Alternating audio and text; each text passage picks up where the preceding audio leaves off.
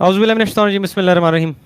अस्सलाम वालेकुम रहमतुल्लाह। अजीज दोस्तों, कैसे हैं आप लोग? द दीन शो के एक और एपिसोड में आपका दोस्त होस्ट, बल्कि यहाँ पे तो मेहमान फारूक हाजिर खिदमत है। मेरे साथ तशरीफ़ रखते हैं जनाब मोहतरम आमिर हक साहब। टॉपिक आज का है अल्लाह ताला ने ज़मीन के ऊपर अम्बिया को क्यों मबूस फरमाया।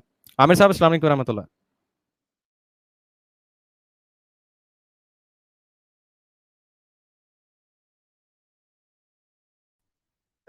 अस्सलाम वालेकुम जी। मेरी आवाज़ आ रही है जी?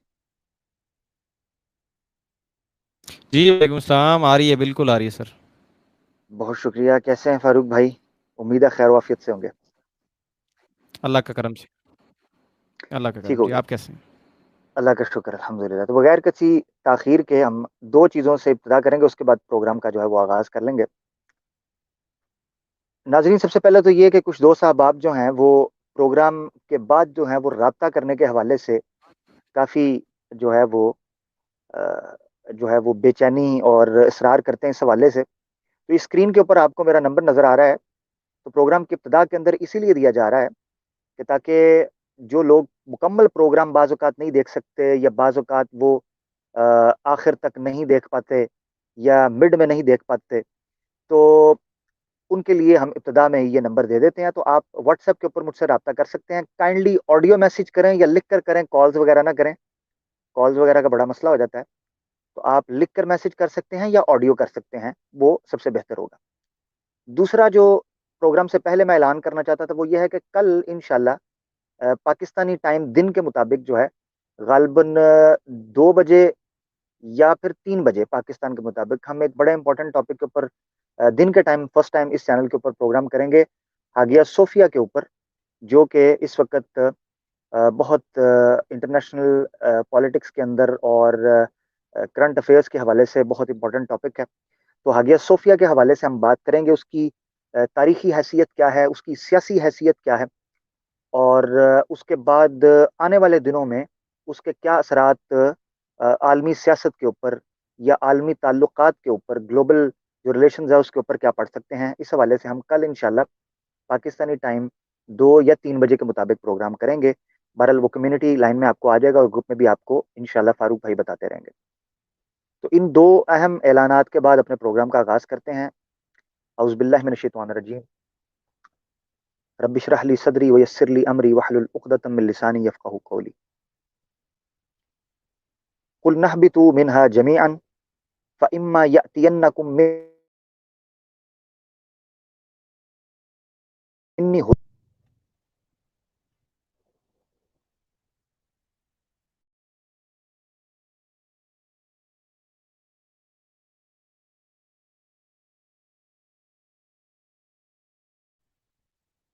ओके, ठीक। जी, मेरी आवाज़ आ रही है?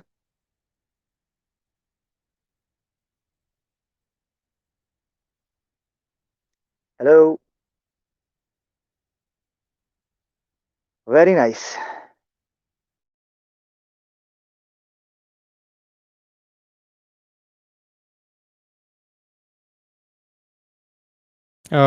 मेरे ख्याल में आमिर भाई का कोई इंटरनेट का इशू हो गया, मुझे लग रहा था मेरा हुआ है। आवाज़ बताएंगे कोई नीचे अभी अभी किसकी मतलब ब्रेक हो रही थी? जज़ाकल्लाह फुरकान भाई, बहुत शुक्रिया। आमिर भाई डिस्कनेक्ट हो गए आई थिंक। स्टूडियो में फ़िलहाल नहीं है, मैं ज़रा रब्ता करके देखता हूँ। मुझे तो लगा मेरा इंटरनेट का इशू है, लेकिन शायद उनकी आवाज़ ब्रेक हो रही थी। ओके, वापस आ गए जी। आमिर भाई, आप मुझे जी, सुन पा रहे हैं? जी, मैं सुन पा रहा हूँ। आपको मेरी आवाज़ आ रही है?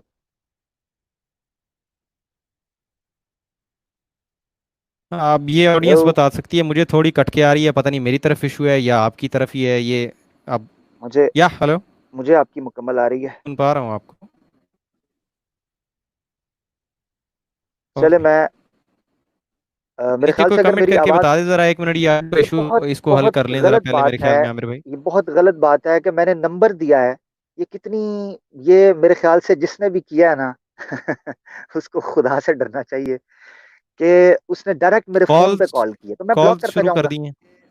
मैं ब्लॉक करता जाऊँगा। कितने, आप कितने नंबर से करेंगे? ये चीज़ अजीब है, इसीलिए ना। ओके आमिर भाई, आपकी आवाज़ क्लियर है। जी क्लियर है बहुत ये शुक्रिया। शरारत जो भी हुई है, ये ऐसे हाँ ना ये करें, मतलब शरारत, ये ना तंग किया करें, मैंने 12 आप लोगों को ये कहा है, शरारत करते ये हैं। चीज़ ना किया करें। जी बहुत शुक्रिया। ओके, एनीवे इसको मसला नहीं है, इससे मैं कंटिन्यू नंबर अमन। देना नहीं छोड़ूंगा, ये याद रखें। नंबर मिलता रहेगा, लोगों के राब्ते होते रहेंगे, और मैं आपको ब्लॉक करता जाऊंगा, कोई ऐसा मसला नहीं, हम वापस बार बार ट्राई करेंगे। खैर बैक टू द टॉपिक। औज़ुबिल्लाहि मिनश शैतानिर रजीम, जो कुरान की आयत मैंने आपके सामने तिलावत फरमाई है, सूरह बकरा से वो आयत है, आपकी स्क्रीन के ऊपर मुझे नजर नहीं आ रही, तो मैं लीव,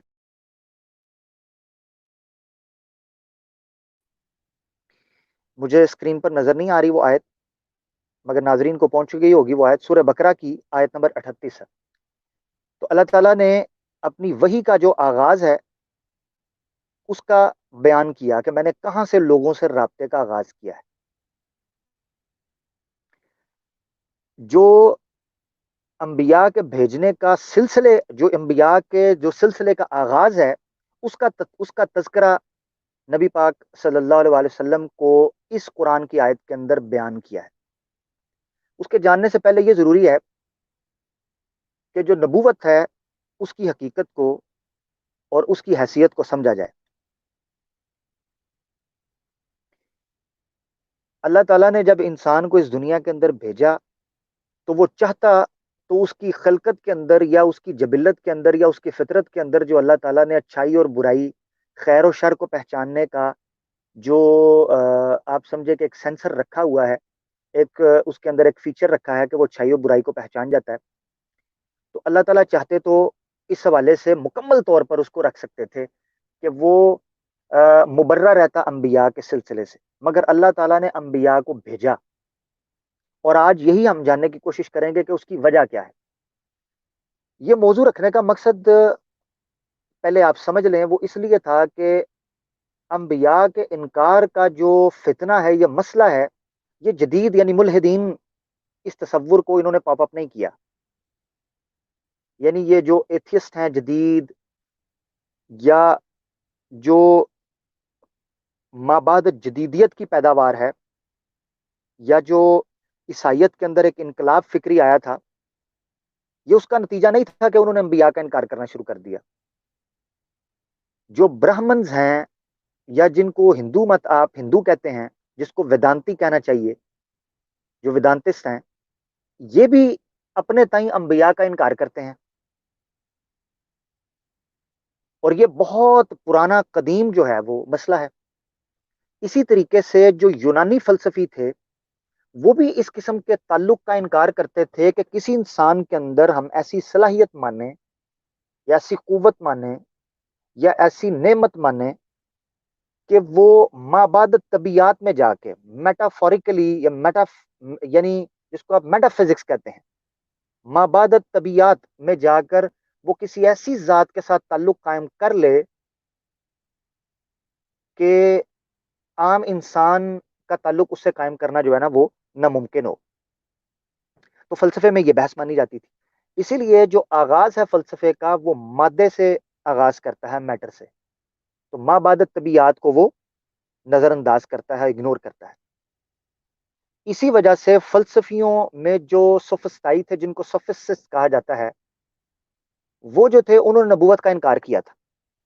तो हमारे जो कदीम फिलासफर्स हैं, थियोलॉजिस्ट हैं, खुसूसन इमाम गजाली थे, या इब्ने हजम अल अंदलुसी थे, इसी तरीके से इमाम इब्ने तैमिया, ये सारे जितने बड़े बड़े बुजुर्ग गुजरे हैं,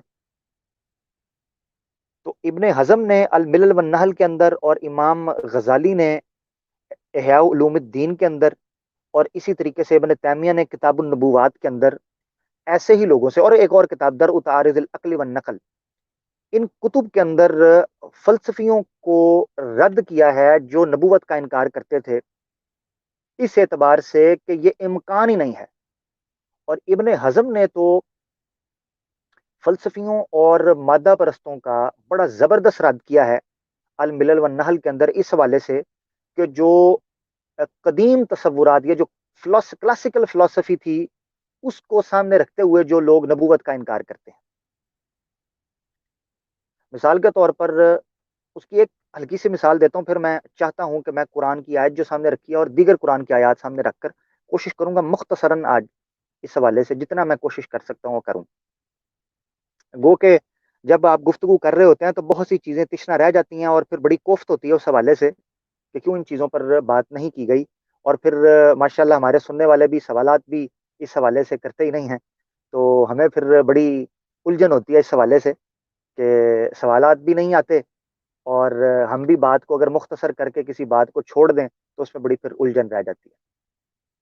تو ایک مثال اس کی یہ ہے کہ فلسفیوں کے ہاں انسان کی جتنی صلاحیتیں ہیں وہ ارتقائی مانی جاتی تھیں اور اکتسابی مانی جاتی تھیں. یعنی وہ یہ کہتے تھے کہ انسان چونکہ گوشت پوست کا بنا ہوا ہے, اس کو شعور دیا گیا ہے, اس کے بعد اس کے اندر صلاحیتوں میں ارتقاء اور ترقی اور انقلاب برپا کرنے کی صلاحیتیں خارج میں اور داخل میں رکھ دی گئی ہیں. اب یہ جتنا چاہے جتنا گڑ ڈالے گا اتنا میٹھا کر لے گا. اس لیے وہ نبوت جیسے تصور سے آ رہی تھی. یعنی وہ اس حقیقت سے آری تھے کہ آیا کوئی انسان خارج کے اسباب سے بالاتر ہو کر خالصتاً داخلی شہادتوں کے اوپر اتنے قطعی علم کی بنیاد رکھے کہ اس پر ایمان اور کفر کی بنیاد ہو جائے. بڑے غور سے سنیے گا اس بات کو. فلسفیوں کے ہاں سراسر جتنی صفات تھیں وہ ساری کی ساری خارج اور داخل میں موجود چھپا ہوا وہ خزانہ اور خارج میں موجود اسباب اور عوامل تھے جن دونوں کے کمبینیشن سے, جن دونوں کے امتزاج سے, جن دونوں کے مل جانے سے ایک شخصیت ابھرتی تھی. اس کو وہ کہتے تھے, آپ نے سنا ہوگا کہ بٹ گاڈ گفٹڈ ٹیلنٹ ہے, گاڈ گفٹڈ. وہ کہتے تھے یہ اللہ کی دین ہے. مگر ظاہری بات ہے اس کے پیچھے انسان کی محنت ہوتی تھی. تو اس بنیاد کے اوپر یہ لوگ جو ہیں وہ نبوت کے کانسیپٹ سے آری ہو گئے. انہوں نے کہا کہ یہ کسی بھی مثلا کوئی چیز جو چیز عام انسان نہیں کر پاتا, وہ کہتے تھے کہ یہ چونکہ کرنے کی صلاحیت یا کرنے کی اس نے کوشش نہیں کی ہے اس لیے یہ کر نہیں سکتا. تو ان کے ہاں تصور اور تھا, یہ فلسفیوں کا تھا. اس پر ابن حزم نے رد کیا ہے, اور ابن حزم نے رد کیا ہے عقل میں تنوع, یعنی انسانی عقل اور انسانی شعور کے اندر جو تنوع ڈائیورسٹی پائی جاتی ہے. یعنی ایک انسان پوری کوشش کے بعد بھی ڈاکٹر نہیں بن پاتا, اور ایک انسان پوری محنت کے بعد بھی انجینئر نہیں بن پاتا, اور ایک انسان پوری کوشش کے بعد بھی سرجن نہیں بن پاتا. تو سوچنے کی بات یہ تھی کہ کیا وجہ ہے کہ جب خارج میں تمام وہ اسباب اور tools and instruments and circumstances موجود ہیں مگر انسان ڈاکٹر نہیں بن پایا. اس کی وجہ کیا ہے؟ اس کی وجہ یہ ہے کہ اس کے اندر میں جو صلاحیتیں ہیں, جو اس میں ودیت کی گئی ہیں, وہ اس کو مجبور کرتی ہیں کہ وہ اپنے پیشن کو فالو کرے. اسی لیے آپ نے محسوس کیا ہوگا کہ بعض اوقات جب انسان اپنے پیشن میں اور اپنے پروفیشن میں فرق دیکھتا ہے تو اس میں ایک اضطراب اور خلفشار ہوتا ہے, اضطراب ہوتا ہے, بے چینی ہوتی ہے, ڈپریشن ہوتا ہے. اس کی وجہ یہ ہے کہ وہ چاہتا کچھ ہے اور ہوتا کچھ ہے. یہی وجہ ہے کہ ابن حزم نے الملل والنحل کے اندر جو نبوت کا انکار کرتے ہیں اس بنیاد کے اوپر کہ انسان کے اندر وہ قوہ اور انرجیز پوٹینشل موجود ہے کہ اگر وہ اس کو سکریچ کرے اور اس پر محنت کرے, اس کو گروم کرے تو وہ نبی سے بھی اوپر جا سکتا ہے. تو وہ اس بنیاد کے اوپر سوال کرتے ہیں کہ دنیا میں جو لوگ جتنے فنون اور علوم آپ کے پاس موجود ہیں, تمام خارجی اسباب اور عوامل کی موجودگی کے اندر انسان ان کا معراج اور کمال حاصل نہیں کر سکتا. یعنی معاشرے جو ہیں وہ ڈویژن کے اوپر چلتے ہیں, ڈائیورسٹی کے اوپر چلتے ہیں. تو ابن حزم نے بڑا زبردست رد کیا ہے تو ان قوا کے اوپر. بہرحال اگر کسی نے کلاسیکی فلسفی میں انبیاء کا رد کرنے والوں کو پڑھنا ہے تو وہ ابن حزم کی کتاب الملل والنحل پڑھ سکتے ہیں. اردو میں بتا دیتا ہوں, جو اردو کے شوقین ہیں, اردو دان طبقہ جو ہے, کہ قوموں کا عروج و زوال پی ڈی ایف گوگل کے اوپر لکھیں گے, پی ڈی ایف میں نکل آئے گی, آپ اس کو پڑھ سکتے ہیں. اس میں انبیاء کے منکرین کے اوپر جو سفسطائیوں کے فلاسفہ کے اعتراضات ہیں وہ بھی آ جائیں. ابن تیمیہ کی کتاب کا ترجمہ مجھے مل نہیں سکا, وہ عربی میں نے پڑھی ہے, اس پر میں چند چیزیں آگے جا کے بیان کروں گا. اس کے علاوہ جو کتاب میں نے بیان کی امام غزالی کی احیاء علوم الدین, اس کے اندر آپ کو مل جائے گی, اردو کے اندر وہ کتاب چھپی ہوئی ہے. دوسرے جو لوگ تھے جنہوں نے انکار کیا, ان کے انکار کی وجہ مادہ نہیں تھا.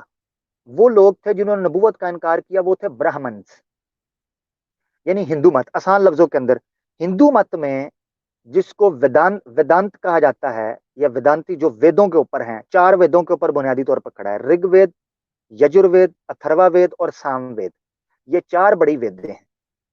اور اس کے بعد آ جاتی ہیں ان کی کمنٹریز اور تشریحیں، جن کو اپنشد کہا جاتے ہیں، چندوگیا اپنشد اور دوسری تیسری اپنشد آ جاتی ہیں۔ اس کے بعد پراناز آ جاتے ہیں، یا دوسرے شاستر جن کو سمرتی کہا جاتا ہے، منوسمرتی ہے یا دیگر سمرتی ہیں اس حوالے سے، اور پھر پراناز آ جاتے ہیں، بھوشیہ پرانا ہے، کل کی پرانا، یہ دیگر پراناز آ جاتے ہیں۔ اس کے بعد جا کر آتی ہے بھگوت گیتا ہے، جو مہا بھارت کا چیپٹر ہے، مگر یہ ہندوازم کی کتب۔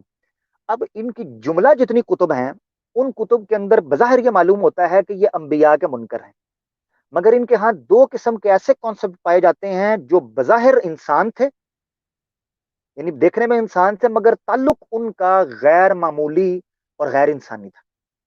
ان میں سے ایک کا نام یہ رکھتے ہیں اوتار، جن کو اوتارز آپ کہتے ہیں، جن کو آپ کہتے ہیں انکارنیشن، تناسخ کا عقیدہ، یا حلول کا عقیدہ۔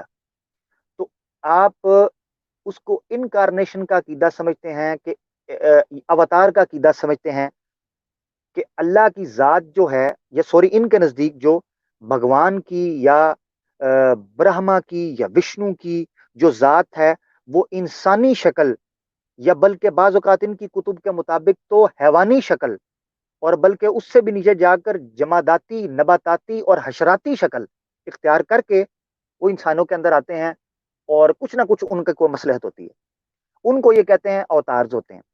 اور دوسری قسم پائی جاتی ہے جس کو وہ کہتے ہیں رشی۔ رشی کہتے ہیں ایسے شخص کو جو چلا ریاضتیں، مشقتیں، کشٹ کر کے جو دنیا سے نکل جاتا ہے، دنیا یعنی جس کو کہتے ہیں قطع تلقی، اس کو کہتے ہیں تیاگ، اتی تیاگ، جس کو برہمچاریہ بھی کہتے ہیں۔ تو ان کے ہاں 4 بس بیسیکلی فیملیز مانے جاتے ہیں۔ کبھی ہندوازم کے اوپر بات کریں گے تو ہم بتائیں گے ان کی 4 کیٹیگریز، مگر ابھی بتانے کا مقصد یہ ہے کہ وہ جو رشی ہوتا ہے، وہ تیاگ دیتا ہے اپنے آپ کو، دوسری طرف نکل جاتا ہے، پھر وہ گیان حاصل کرتا ہے، برہما کی طرف سے گیان حاصل کرتا ہے، اور وہ گیان حاصل کر کے پلٹتا ہے دنیا کی طرف، اور پھر وہ لوگوں کی اصلاح کے لیے نکلتا ہے، اس کو یہ کہتے ہیں رشی۔ اسی طریقے سے آپ کو یاد ہوگا کہ جو لوگ ہندو مت میں نبی پاک صلی اللہ علیہ وسلم کی پیشین گوئیوں، پریڈکشنز کے والے سے جانتے ہیں، وہ جانتے ہیں کہ ان کے ہاں ایک عقیدہ مانا جاتا ہے جس کو وہ انتم رشی کہتے ہیں۔ یہ کل کی پرانا میں کل کی اوتار کا جو عقیدہ ہے، اس کو انتم رشی کہا گیا ہے، یعنی نبی پاک صلی اللہ علیہ وسلم کو جو خاتم النبیین کا عقیدہ ہے، یہ بیسیکلی پراناز میں کل کی پرانا کے اندر، کل یوگ کے اندر ایک کل کی اوتار آئے گا جس کو کہتے ہیں انتم رشی، وہ کل یوگ کے اندر آئے گا، ان کے بقول ابھی کل یوگ چل رہا ہے، تو وہ انتم رشی آ چکا ہے جس کو خاتم النبیین کہتے ہیں، اس کو بھی رشی کہا گیا ہے۔ یعنی ہمارے نزدیک جو نبی ہے، ان کے نزدیک عام لفظوں میں وہ رشی ہے، اوتار کے عقیدے پر وہ غلطی کھا گئے ہوئے ہیں، جیسے عیسائیوں نے عیسیٰ علیہ السلام کے عقیدے میں غلطی کھائی۔ یعنی ہمارے نزدیک عیسیٰ علیہ السلام کون ہیں؟ اللہ کے رسول ہیں، ہمارے نزدیک عیسیٰ علیہ السلام اللہ کے رسول ہیں، اور عیسائیوں کے نزدیک وہ اللہ کے بیٹے ہیں اور اللہ ہیں، نعوذ باللہ۔ اسی طریقے سے ہندوؤں کے نزدیک جو اوتار ہیں، جو بھگوان کا روپ ہیں، اس کی پرتیما ہے، وہ ہمارے نزدیک کون ہیں؟ اللہ کے رسول ہو سکتے ہیں، پاسبل ہے۔ آگے چل کے میں کچھ آیتیں رکھوں گا جس میں آپ کو پتا چلے گا کچھ رسول ایسے ہیں جن کا ذکر کیا گیا ہے، اور کچھ رسول ایسے ہیں جن کا ذکر قصہ اللہ نے بیان نہیں کیا۔ تو برہمن جو ہیں، انہوں نے تعبیر کی غلطی کی وجہ سے انکار کیا۔ اب میں آپ کے سامنے حوالہ رکھتا ہوں، ایک سوامی گزرے ہیں جن کا نام ہے سوامی دیانند سرسوتی، آریہ سماج کے بانی تھے ہندوستان کے اندر، اور حقیقت اگر آپ مجھ سے پوچھیں تو آر ایس ایس اور بی جے پی جو موجودہ آپ کو نظر آ رہی ہے، اور جو اس کا احیاء ہے، وہ بیسیکلی آریہ سماج کی ہی دین ہے۔ ایک کتاب بڑی تلخ اور بڑی جو ہے نا وہ آپ سمجھیں کہ غمزدہ کر دیتی تھی مسلمانوں کے معاشرے کو اس وقت، جو برطانیہ کے انڈر تھا ہندوستان۔ ایک کتاب لکھی گئی تھی رنگیلا رسول، وہ بھی جس پال نے لکھی تھی، راج پال نے، جس کو غازی علم الدین شہید صاحب انشاءاللہ انہوں نے جہنم واصل کیا تھا۔ وہ کتاب لکھنے والے بھی آریہ سماج اور آر ایس ایس اور بی جے پی کے ممبر تھے۔ تو سوامی دیانند سرسوتی صاحب جو ہیں، انہوں نے کتاب لکھی ہے ستیارتھ پرکاش۔ تو ستیارتھ پرکاش کتاب جو ہے، اس کا جو بھومکا ہے، بھومکا، اس میں انہوں نے اوتار اور رشی جو ہیں ان کے حوالے سے تفصیلی گفتگو کی ہے۔ تو برہمن اگر آپ سمجھنا چاہیں تو ہندوؤں کے اندر جو آریہ سماج ہے وہ بیسیکلی وہابی ہے، کٹر پنتھی کے حوالے سے وہابی وہابی ان کے ہاں عقیدہ صاف طور پر یہ ہے کہ وہ رشیوں کو ایسا گیانی مانتے ہیں جن کو اوپر والا گیان عطا کرتا ہے دل کا، ہو بہو وہی طریقہ کار اختیار کیا ہے کہ جن کو دیوتاؤں کے ذریعے، دیویوں کے ذریعے اللہ یا اوپر والا جو ہے برہما جو ہے وہ علم دیتا ہے۔ اچھا، یہ بڑی عجیب بات ہے کہ تعبیر کی وہ غلطی ہے کہ ہندوؤں کے ہاں بھی بیسیکلی نبیوں کا وہی کنسپٹ مانا جاتا ہے جو ہمارے ہاں ہے، مگر وہ لوگ اس کو اس طریقے سے مانتے نہیں۔ اس کی وجہ میں آپ کو بتاتا ہوں۔ اب آپ نے فلسفیوں کے ہاں جو نبوت کا انکار سمجھا ہے وہ میں نے آپ کے سامنے رکھ دیا ہے مختصراً۔ برہمنس کے ہاں جو نبوت کے منصب کا انکار ہے، یعنی نبوت کے وجود کا انکار وہ نہیں کر سکے، اس کی تعبیر کی تعویل کر دی ہے یا اس میں تحریف کر دی ہے یا تبدیلی کر دی ہے، مگر وہ انکار نہیں کر سکے۔ اس کی وجہ کیا ہے کہ انہوں نے اس منصب سے دستبردار ہو گئے، عہدہ برآ ہو گئے۔ کیوں ہوئے؟ اس کی وجہ یہ ہے، ہندوؤں کے ہاں کسی رشی یا اوتار کی اتباع کرنا از امپاسبل، کیونکہ ان کے ہاں نبیوں کی جو ڈیفینیشن آئی تھی نا، یا رشیوں کی جو ڈیفینیشن آئی تھی وہ یہ آئی تھی دنیا سے قطع تل کی، رہبانیت، زندگی کو تیاگ دینا، اتی تیاگ، برہمچاری، شادی نہ کرنا، پہاڑوں میں چلے جانا۔ اس کو وہ سمجھتے تھے کہ یہ ہے ایبسلوٹ جو ہے نا وہ سپریشن فرام دا ورلڈ، اس دنیا کی جو فیسلٹیز ہیں، دنیا کی زندگی، اس سے بالکل علیحدہ کر لینا۔ اب یہ پریکٹیکلی پاسبل نہیں ہے۔ عیسائیوں میں بھی جو شریعت سے بھاگنا انہوں نے شروع کیا ہے، یا یعنی نبیوں کی اتباع سے بھاگنا شروع کیا ہے، وہ سینٹ پال کے بعد اس نے شریعت کو لعنت قرار دیا بک آف ایکٹس کے اندر، نیو ٹیسٹیمنٹ میں۔ تو اس نے کہا کہ شریعت پر تو عمل ہو ہی نہیں سکتا، اسی لیے چھوڑو شادیاں، چھوڑو یہ چیزیں، زندگی کا علیحدہ کر لو۔ ادھر سے نن بن گئی، ادھر سے بندے اپنی زندگیاں جو ہے وہ کر دیتے۔ اچھا، تو بڑی ایک عجیب و غریب کشمکش بن گئی۔ آج بھی آپ نے صوفیوں کو دیکھا ہوگا، یہ میں آپ کو بڑی امپورٹنٹ بات بتانے لگا ہوں کہ نبوت کا انکار اور نبوت میں نبوت کی اہمیت اور ضرورت کی کے اندر جو شک اور شبے کا بیج ڈالا گیا ہے وہ بیسیکلی دو بنیاد کے اوپر ہے۔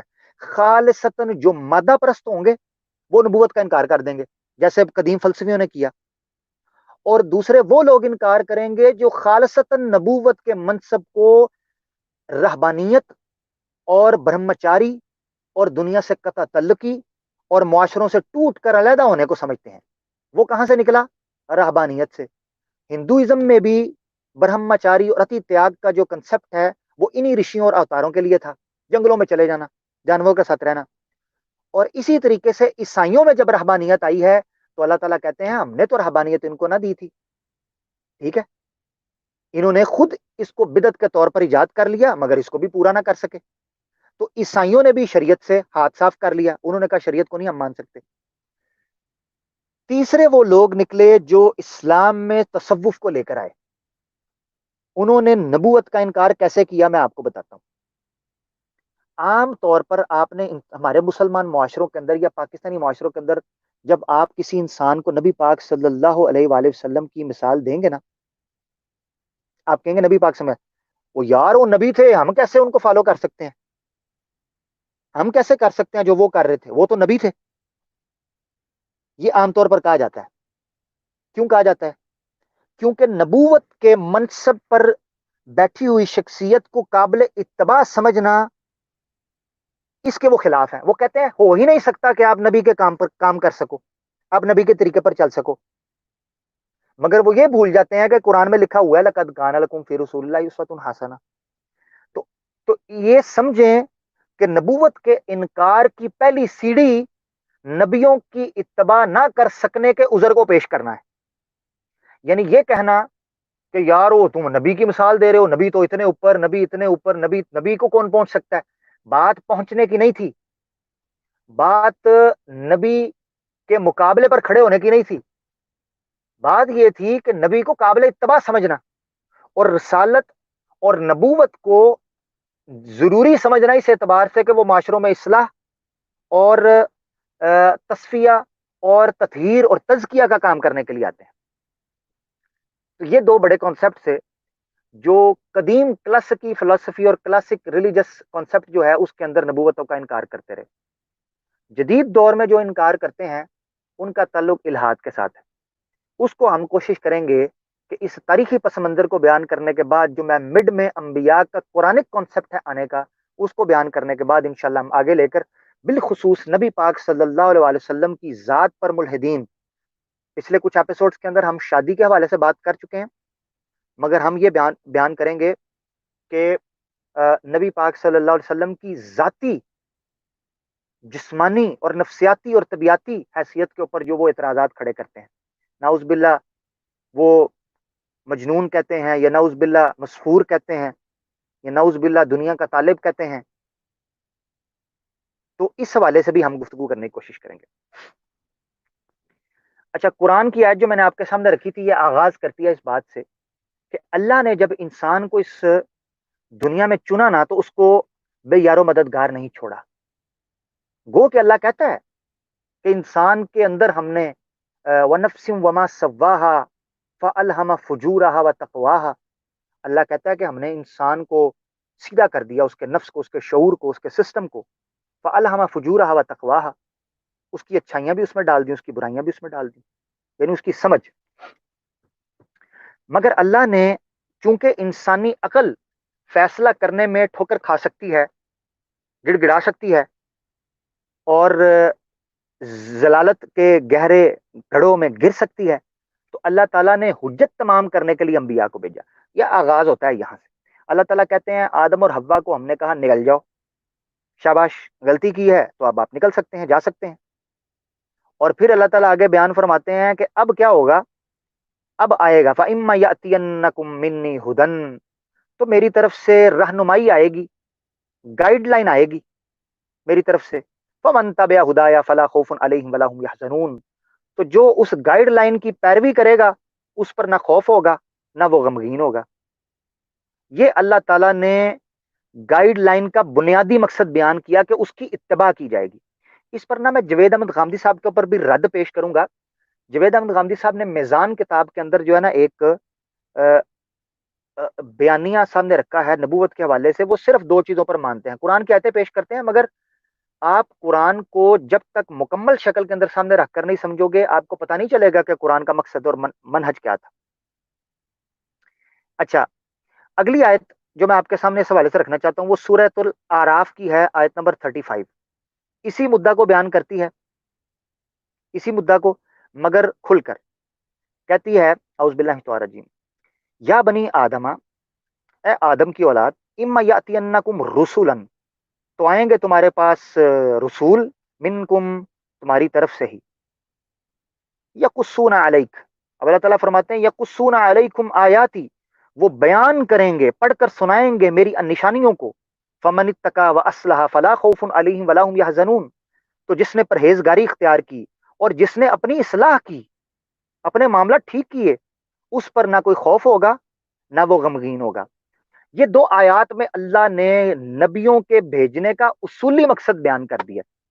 یعنی اس دنیا میں رہنے کا جو بنیادی مقصد ہے تقوی اختیار کرنا، اپنے معاشروں کی فرد میں یا اجتماع میں اصلاح کرنا، اس کا اللہ تعالیٰ نے دو آیتوں کے اندر بیان کر دیا. اب ہم اگلی آیت کے اندر آپ کو بیان کریں گے. پروڈیوسر صاحب ذرا اگلی آیت لے کے آئیں. جی، اگلی آیت میں اب آپ کے سامنے سورہ شورا کی آیت 51 ہے، جس میں یہ شکل آپ کے سامنے آئے گی کہ اللہ تعالیٰ جب نبیوں سے کلام کرتا ہے تو وہ کیسے کرتا ہے. دیکھیں نا، آپ کو جاننا ضروری ہے کہ اللہ تعالیٰ جب کلام کریں گے کیسے کریں گے، یا کوئی نبی آتا ہے تو اس کے ساتھ کیسا معاملہ کیا جاتا ہے. یہ تو اللہ تعالیٰ نے کہہ دیا کہ میں بھیجوں گا، تو اس سے کلام کیسے کروں گا، اس کے ساتھ معاملہ کیسے کروں گا. تو اللہ تعالیٰ سورہ شورا چیپٹر 42 ورس 51 میں فرماتے ہیں وما كان لبشر ان يكلمه الله الا وحيا او من وراء حجاب او يرسل رسولا فيوحي باذنه ما يشاء انه علي حکیم. اللہ تعالیٰ فرماتے ہیں کسی آدمی کے لیے یہ روا نہیں ہے کہ اللہ اس سے کلام کرے مگر اس سے کہ وہ وحی کرے. وحی کرے، وحی سے مراد کیا ہے؟ اللہ تعالیٰ ڈائریکٹ دل میں کو بات ڈال دے. ٹھیک ہے جی. او من وراء حجاب، یا پردے کے پیچھے سے اللہ کلام کرے. کیسے؟ جیسے موسیٰ علیہ السلام کے ساتھ کلام کیا تھا، یعنی کسی پردے کے اندر سے آواز آئی تھی، ٹھیک ہے نا. لگتا یہ تھا کہ درخت کے اندر سے یا جھاڑی کے اندر سے آ رہی ہے، مگر اللہ کی آواز چاروں طرف سے آ رہی تھی. او یرسل رسولا، یا تیسرا طریقہ یہ ہے کہ اللہ کسی قاصد پیغمبر کو بھیجتا ہے، یعنی اپنے پیغمبر کی طرف کسی پیغمبر کو، مڈل مین کا استعمال اللہ تعالیٰ کرتے ہیں. فیوحی بإذنہ ما یشاء، تو وہ وہی کرتا ہے اللہ کی مرضی سے جو اللہ نے اس کو دی ہوتی ہے. یعنی اللہ وہی کرتا ہے اپنی مرضی سے جو اللہ چاہتا ہے. انہ علی حکیم، اللہ تعالیٰ بہت بلند ہے اور حکمت والا ہے. یہ تین صورتیں اللہ تعالیٰ نے انبیاء کے ساتھ کلام کرنے، تین صورتوں کے علاوہ اور کوئی صورت نہیں ہو سکتی. یہ تین صورتیں ہیں. ان تین صورتوں کو بالاجمال اللہ تعالیٰ نے بیان کر دیا ہے. اور اللہ تعالیٰ نے آگے لکھا ہے نیچے، اگر آپ آیت 52 دیکھیں، وَكَذَلِكَ أَوْحَيْنَا إِلَيْكَ رُوحًا مِّنْ أَمْرِنَا، اللہ تعالیٰ فرماتا ہے اسی طریقے سے ہم نے وحی کی تھی. ہمارا معاملہ کیا معاملہ؟ پورا کا پورا نبوت کا معاملہ ہم نے تمہاری طرف ایسے کیا تھا کہ آپ اس سے پہلے نہ جانتے تھے کتاب کیا ہے، نہ ایمان کیا ہے. یہ اللہ تعالیٰ نے اس کے اندر بیان کر. تو یہ تین صورتیں ہیں. تو ان تین صورتوں کو آپ سامنے رکھیے. اس کے بعد ہم چلتے ہیں دوسری چیز کی طرف کہ انبیاء جو ہیں ان کے آنے کا مقصد کیا ہے. تین بڑے مقصد میں آج آپ کے سامنے رکھوں گا انبیاء کے آنے کے، اور اس کے بعد میں ایک ان کی عقلی توجیہ بھی بیان کرنے کی کوشش کروں گا کہ انبیاء کے آنے کی عقلی، ریشنل اور لاجیکل ریزن کیا ہے کہ ایسے پیغمبر کو یا ایسے شخص کو دنیا کے اندر مبعوث کیا جائے جو معاشروں میں آ کر کیا کرے، اس کا کام کیا ہے. پہلے ہم قرآن کی آیتوں کو لے لیتے ہیں. بسم اللہ. تو اگلی آیت پروڈیوسر صاحب ذرا اسکرین پر دکھائیں. دیکھیں جی، پہلا اللہ تعالیٰ کے بھیجنے کا مقصد جو ہوتا ہے وہ ہوتا ہے انسانیت پر حجت تمام کرنا. انتہائی لیول پر جا کر، کلائمیکس پر جا کر اللہ تعالیٰ انبیاء ایسی قوموں کے اندر بھیجتے ہیں جہاں پر اللہ تعالیٰ کہتا ہے کہ اب آر ہے یا پار ہے، اب یا تو تمہاری اصلاح ہوگی یا پھر تمہارا صفایا ہوگا. انبیاء کو ایسے مقام پر بھیجا جاتا ہے کہ جب بغاوت، ظلم، بربریت اپنے عروج پر ہو، اور اس کا مقصد کیا ہوتا ہے؟ حجت تمام کرنا. یہ قرآن کی آیت آپ کے سامنے ہے، سورہ نساء چیپٹر 4 ورس 165. اللہ تعالیٰ فرماتے ہیں رسولن مبشرین و منذرین، رسول ہوتے ہیں مبشرین، خوشخبریاں دینے والے اور ڈر سنانے والے. لی اللہ یکون للناس علی اللہ حجت بعد الرسل، کہ یہاں لوگ کو کوئی عذر نہ رہے اللہ کے برخلاف، رسولوں کے بعد وہ اللہ کے برخلاف کو حجت کو ہیلا نہ بنا لے. وکان اللہ عزیزا حکیمہ، کہ ہے اللہ بہت ہی زیادہ غالب اور حکمت والا. یعنی رسولوں کو بھیجنے کا مقصد انتہائی درجے کی، آخری درجے کی حتمیت اور قطعیت اور آخریت اس کو ثابت کرنا معاشروں کے اوپر. اچھا، اب اس حوالے سے اللہ تعالیٰ یہ حجت کیوں کہہ رہا ہے؟ یہ حجت لوگوں پر جھگڑے کے حوالے سے، عذر کے حوالے سے ہوتی ہے. یہ نہیں کہ ایمان لے کر آئیں گے وہ، یعنی اللہ تعالیٰ رسولوں کو اس لیے بھیجتا ہے کہ سارے کے سارے اس پر ایمان لے کر آئیں گے، اس لیے نہیں. اس کی اگلی آیت میں اللہ تعالیٰ وضاحت کرتے ہیں. اللہ تعالیٰ لیکن اللہ یشہد بما انزل الیک انزلہ بعلمہ، اے محبوب اللہ گواہ ہے کہ اللہ نے جو آپ پر نازل کیا ہے اللہ نے اپنے علم کے ساتھ اس کو نازل کیا. والملائکۃ یشہدون، فرشتے بھی آپ کی گواہی دے رہے ہیں. وکفیٰ باللہ شہیدا، اور اللہ کی گواہی کافی ہے. تو یعنی آپ کو بھیجنے کا مقصد یہ نہیں ہے کہ سارے کے سارے آپ پر ایمان لے آئیں گے.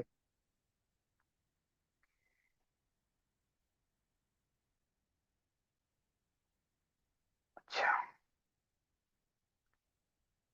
ٹھہریں ذرا، میں ایک میسج کر لوں. مینوں جڑا نا تسی ہن چھیڑ دیتا ہے.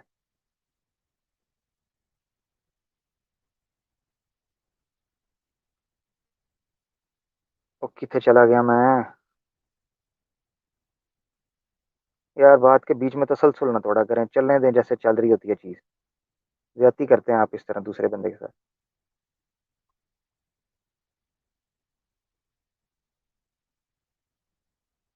اور نیچے پبلک بیٹھی سن رہی ہے.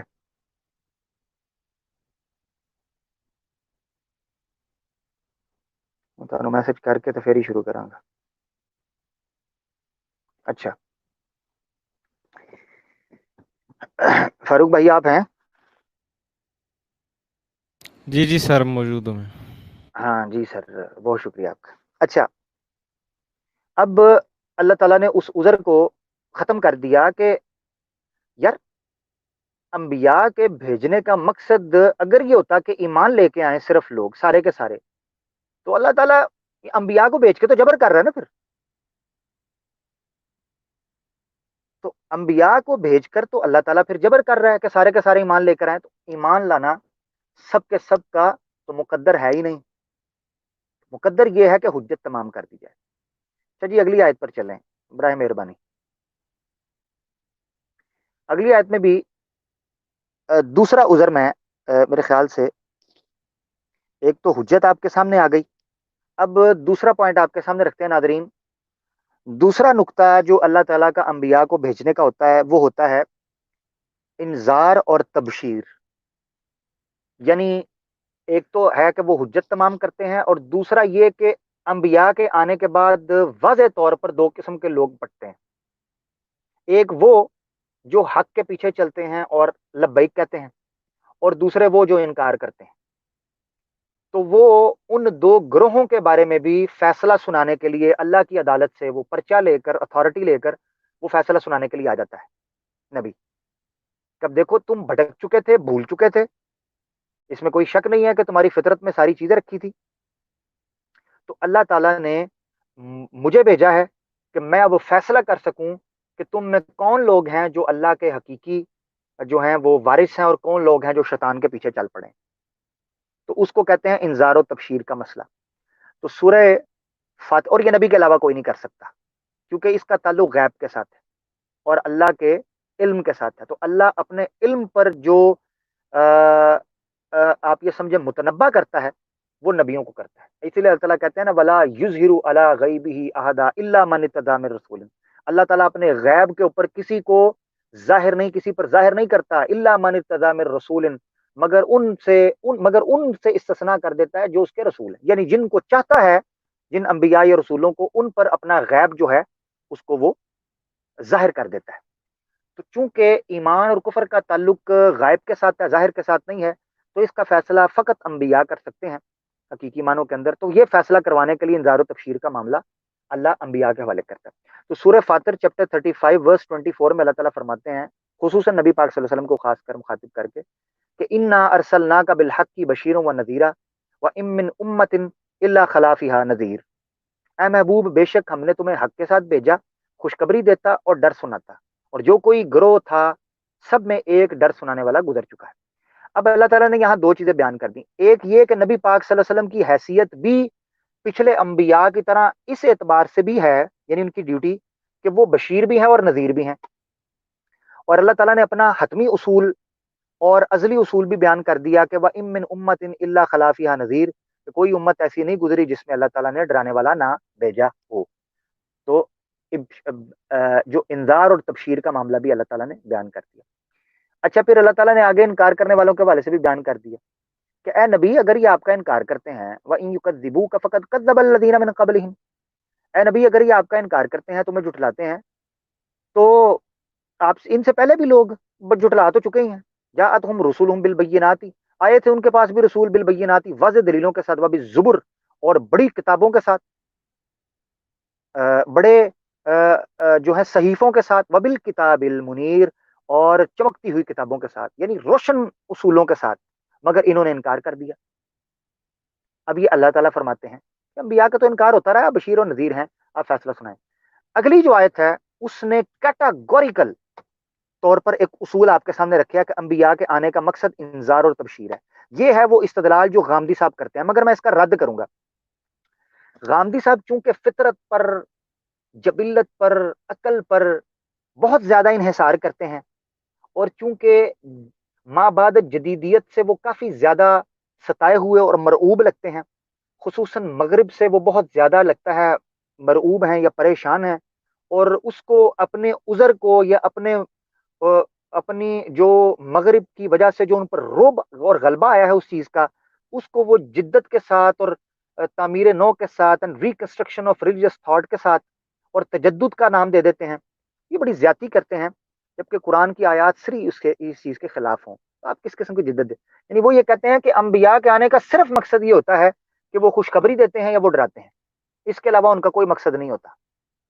कहते हैं कि जितनी चीजें وہ آ کر بیان کرتے ہیں وہ تو انسان کی فطرت کے اندر ہوتی ہیں، جبکہ میں آپ کے سامنے رکھوں گا کہ وہ کوئی بہت سی ایسی چیزیں بیان کرتے ہیں جو انسان کے علم میں نہیں ہوتی۔ اچھا، یہ وہ آیت ہے جس کو بیان کرتے ہیں سورہ انعام کی۔ اگلی آیت پر پروڈیوسر صاحب آپ آ جائیں، سورہ انعام کی چیپٹر 6 ورس 48۔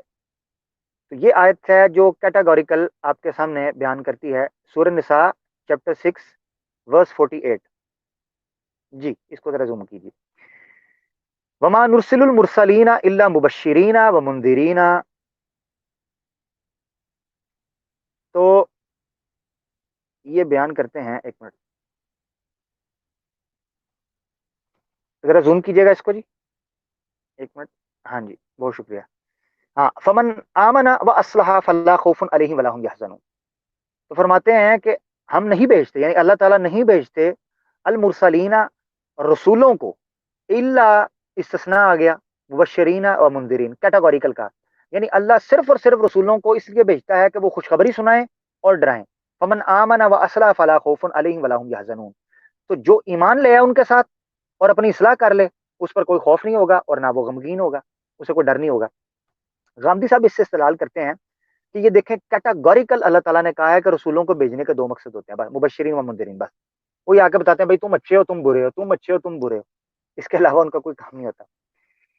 اچھا، اس آیت سے بظاہر تو یہ لگتا ہے، اسی لیے میں نے کہا کہ نبیوں کے آنے کی یہ ایک وجہ ہو سکتی ہے، اور یہ ہے جو کہ قرآن نے بیان کی ہے، مگر اس کے علاوہ بھی وجہ ہے۔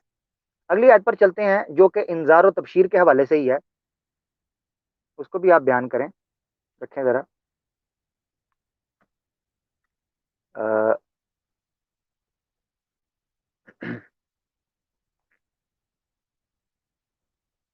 جی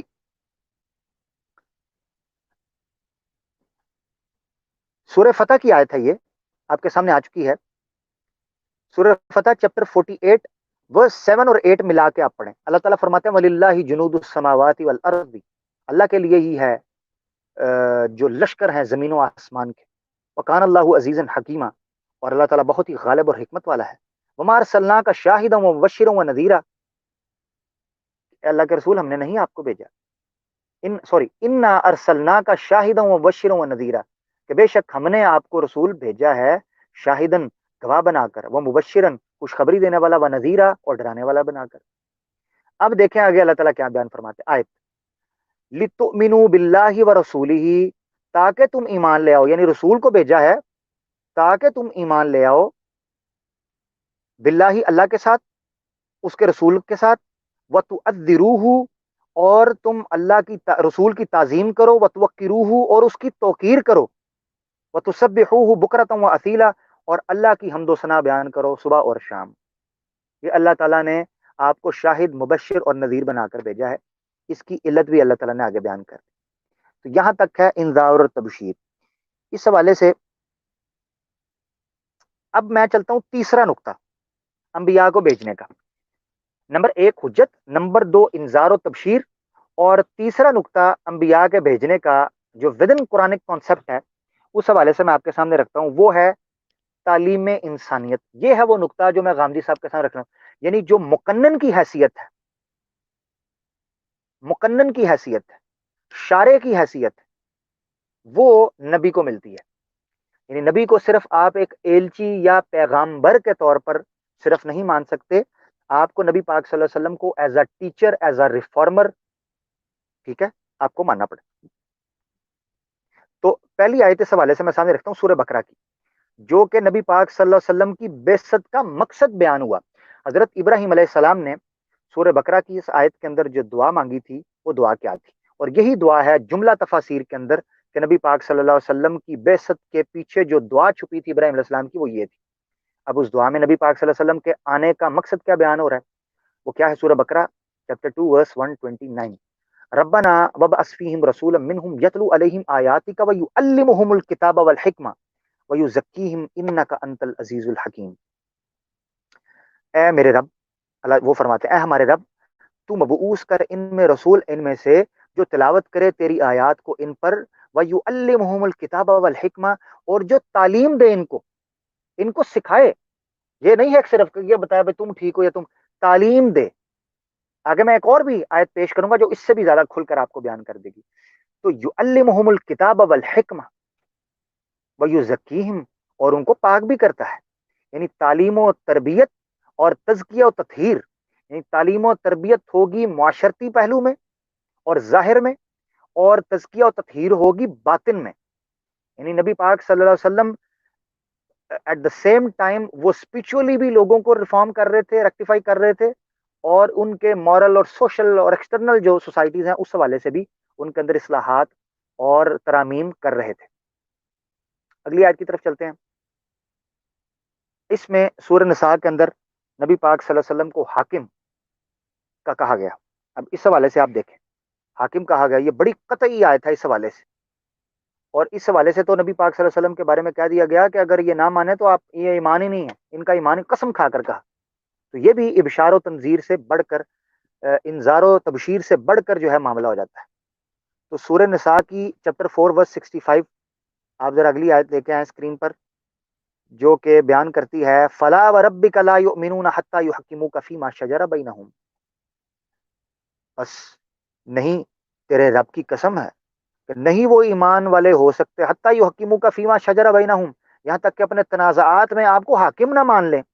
ثم لا یجدوا فی انفسہم حرجا مما قضیت ویسلموا تسلیما، پھر نہ ان کے دلوں میں اس حوالے سے کوئی کجی بھی نہ ہو، ان کے دلوں میں، فی انفسہم، ان کے انفس کے اندر، مما قضیت، جو فیصلہ آپ کرتے ہیں، ویسلموا تسلیما، اور پھر اس کو سر تسلیم خم بھی کریں. یعنی دل میں بھی نہ ہو اور بیرونی طور پر بھی عملی طور پر اس کا نفاذ کریں فیصلے کا. یہ نہیں عدالت نے فیصلہ، ہم عدالت کے فیصلے کی جناب عزت کرتے ہیں، احترام کرتے ہیں، تو کہاں امپلیمنٹ کیا جی؟ وہ جی چل رہی ہے فائل، ابھی کہیں پہنچی ہے کسی آفس کے اندر. تو اس طرح کا معاملہ نہیں ہوگا نبی کے ساتھ. اگر اس طرح کا معاملہ ہوا تو ایمان غارت ہو جائے گا. یہ اللہ نے بیان کیا. یہ ہے نبی کے آنے کا مقصد، اور وقت کا نبی کوئی بھی ہو اس کی حیثیت یہی ہوتی ہے، تو حاکم بن کر ہے. اگلی آیت آ جاتی ہے جی، اس میں تعلیم کے اعتبار سے حاکم ہو گئے، تعلیم ہو گئی، اور تبیین. یہ آیت بڑی امپورٹنٹ ہے، اس پر میں نقطہ آپ کے سامنے رکھوں گا. تو یہ آیت آپ کے سامنے سورہ نحل کی ہے، چیپٹر 16 ورس 44. اللہ تعالیٰ فرماتے ہیں بالبینات، واضح دلیلوں کے ساتھ، والزبری، اور صحیفوں کے ساتھ، انزلنا الیک الذکر، اور ہم نے نازل کیا آپ کی جانب نصیحت کو، لتبین للناس ما نزل الیہم ولعلہم یتفکرون، تاکہ آپ کھول کھول کر وضاحت کر دیں لوگوں کے لیے، ما نزل الیہم، جو ان کے لیے نازل کیا گیا ہے، ولعلہم یتفکرون، اور تاکہ وہ تفکر کریں، غور کریں، فکر کریں. اچھا، یہاں پر جو ورڈ استعمال ہوا ہے لتبین للناس، لتبین لهم الذی، وہ پچھلی آیت تھی جی، لتبین للناس ما نزل الیہم، کہ تاکہ آپ بیان کر دیں. اب جو بیان ہوتا ہے وہ قرآن کے علاوہ ہوتا ہے، یعنی متن کے علاوہ ہوتا ہے بیان. نبی پاک صلی اللہ علیہ وسلم قرآن سے خارج میں، یا قرآن کے علاوہ، یا قرآن سے زائد بھی تبیین کیا کرتے تھے چیزوں کی، اور وہ بھی حجت مانا جائے گا نبی کے حوالے سے. تو خان جی صاحب اس طرح بھی ذرا توجہ دیں. اگلی آیت جو اسی کا کنٹینیوٹی ہے، سورہ نحل کی آیت 64 میں، اس کے اندر بھی بڑی پیارے طریقے سے اس چیز کو کھول کر بیان کیا. اختلاف معاشروں پر چھوڑ دیں، معاشروں پر ہم کچھ اور چیزیں چھوڑتے ہیں. جو مقنن کی حیثیت ہے شارع کی، وہ آقا دو جہاں صلی اللہ علیہ وسلم کی رہے گی.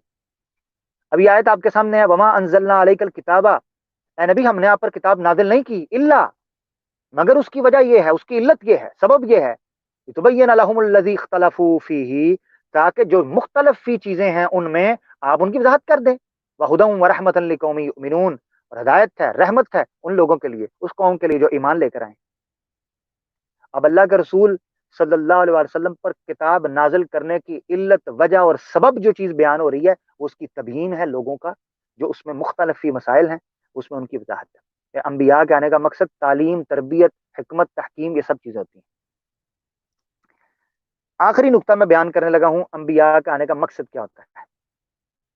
انبیاء کے آنے کا مقصد ہوتا ہے کہ وہ جو ہدایت اور شریعت جو لے کر آئے تھے، جو میں پہلی آیت کے اندر بیان کی تھی، یہ آخری نقطہ ہے. اس کے بعد آپ لوگ کال پر سوال جو آپ کے لیے جان کر سکتے ہیں، لنک آپ کو نیچے مل چکا ہے. آخری نقطہ جو ہے وہ ہے اطاعت کرنا. یعنی نبی کو بھیجنے کا مقصد یہ نہیں ہے کہ قرآن نازل ہو گیا، واہ جی واہ، میٹھا میٹھا ہے میرے محمد کا نام صلی اللہ علیہ وسلم، ہیں جی، ہم مدینے جائیں گے، مدینے کو جاؤں، مدینے سے آؤں، ادھر جاؤں تو ادھر جاؤں.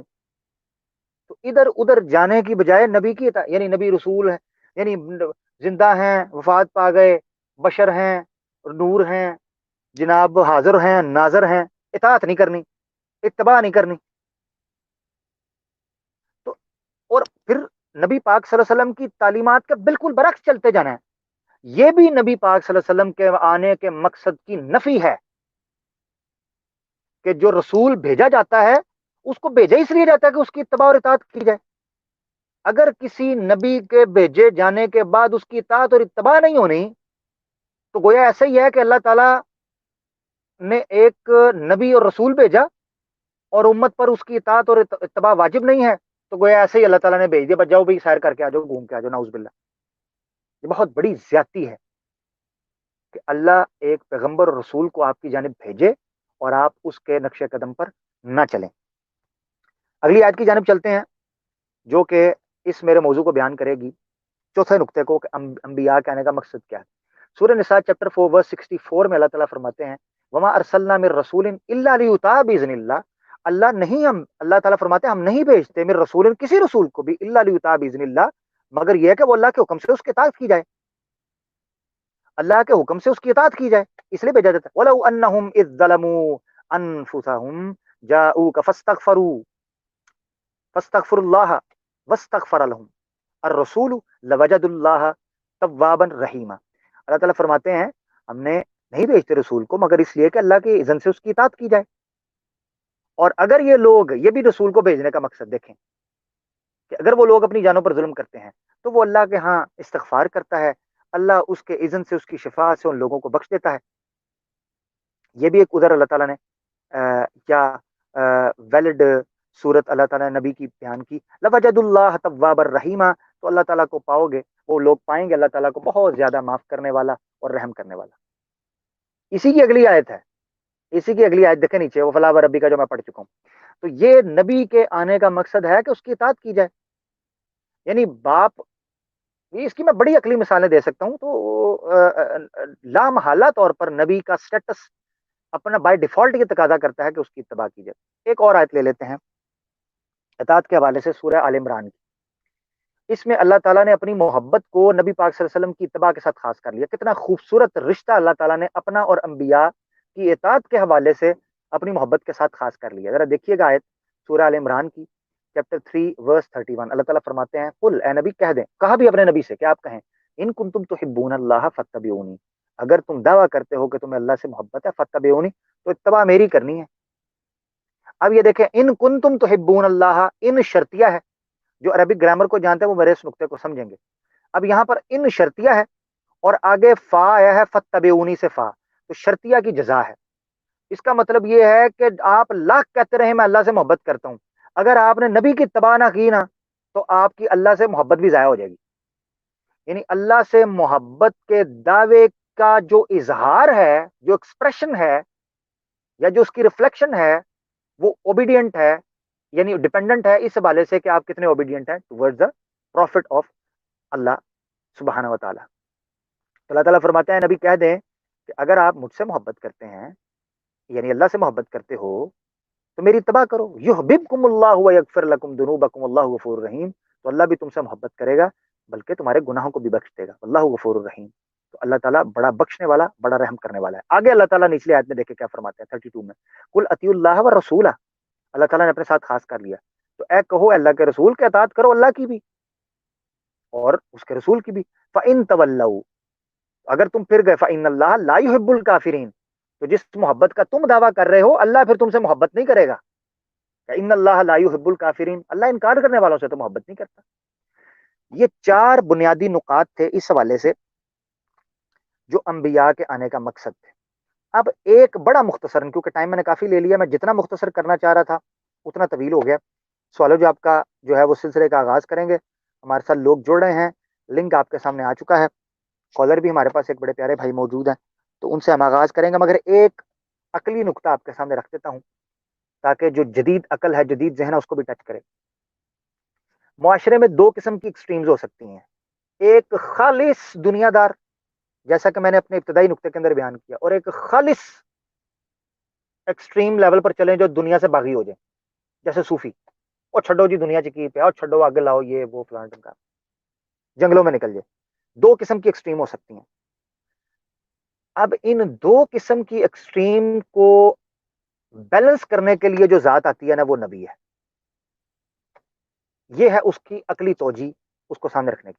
اقبال اس کو کیسے بیان کرتا ہے؟ اقبال کہتا ہے نکل کر خانقاہوں سے ادا کر رسم شبیری، یعنی خانقاہوں سے نکل کر ادا کر رسم شبیری، یعنی حضرت امام حسین کی سنت، یعنی انبیاء کی سنت، کہ طاغوت کے خلاف نکلنا.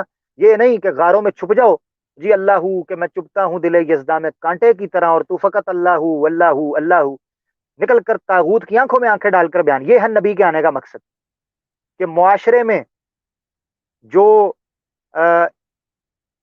اللہ کے نام کے اوپر بابوں نے اور درویشوں نے اور ڈرامے بازوں نے جو مداری اور ڈھونگ لگایا ہوتا ہے،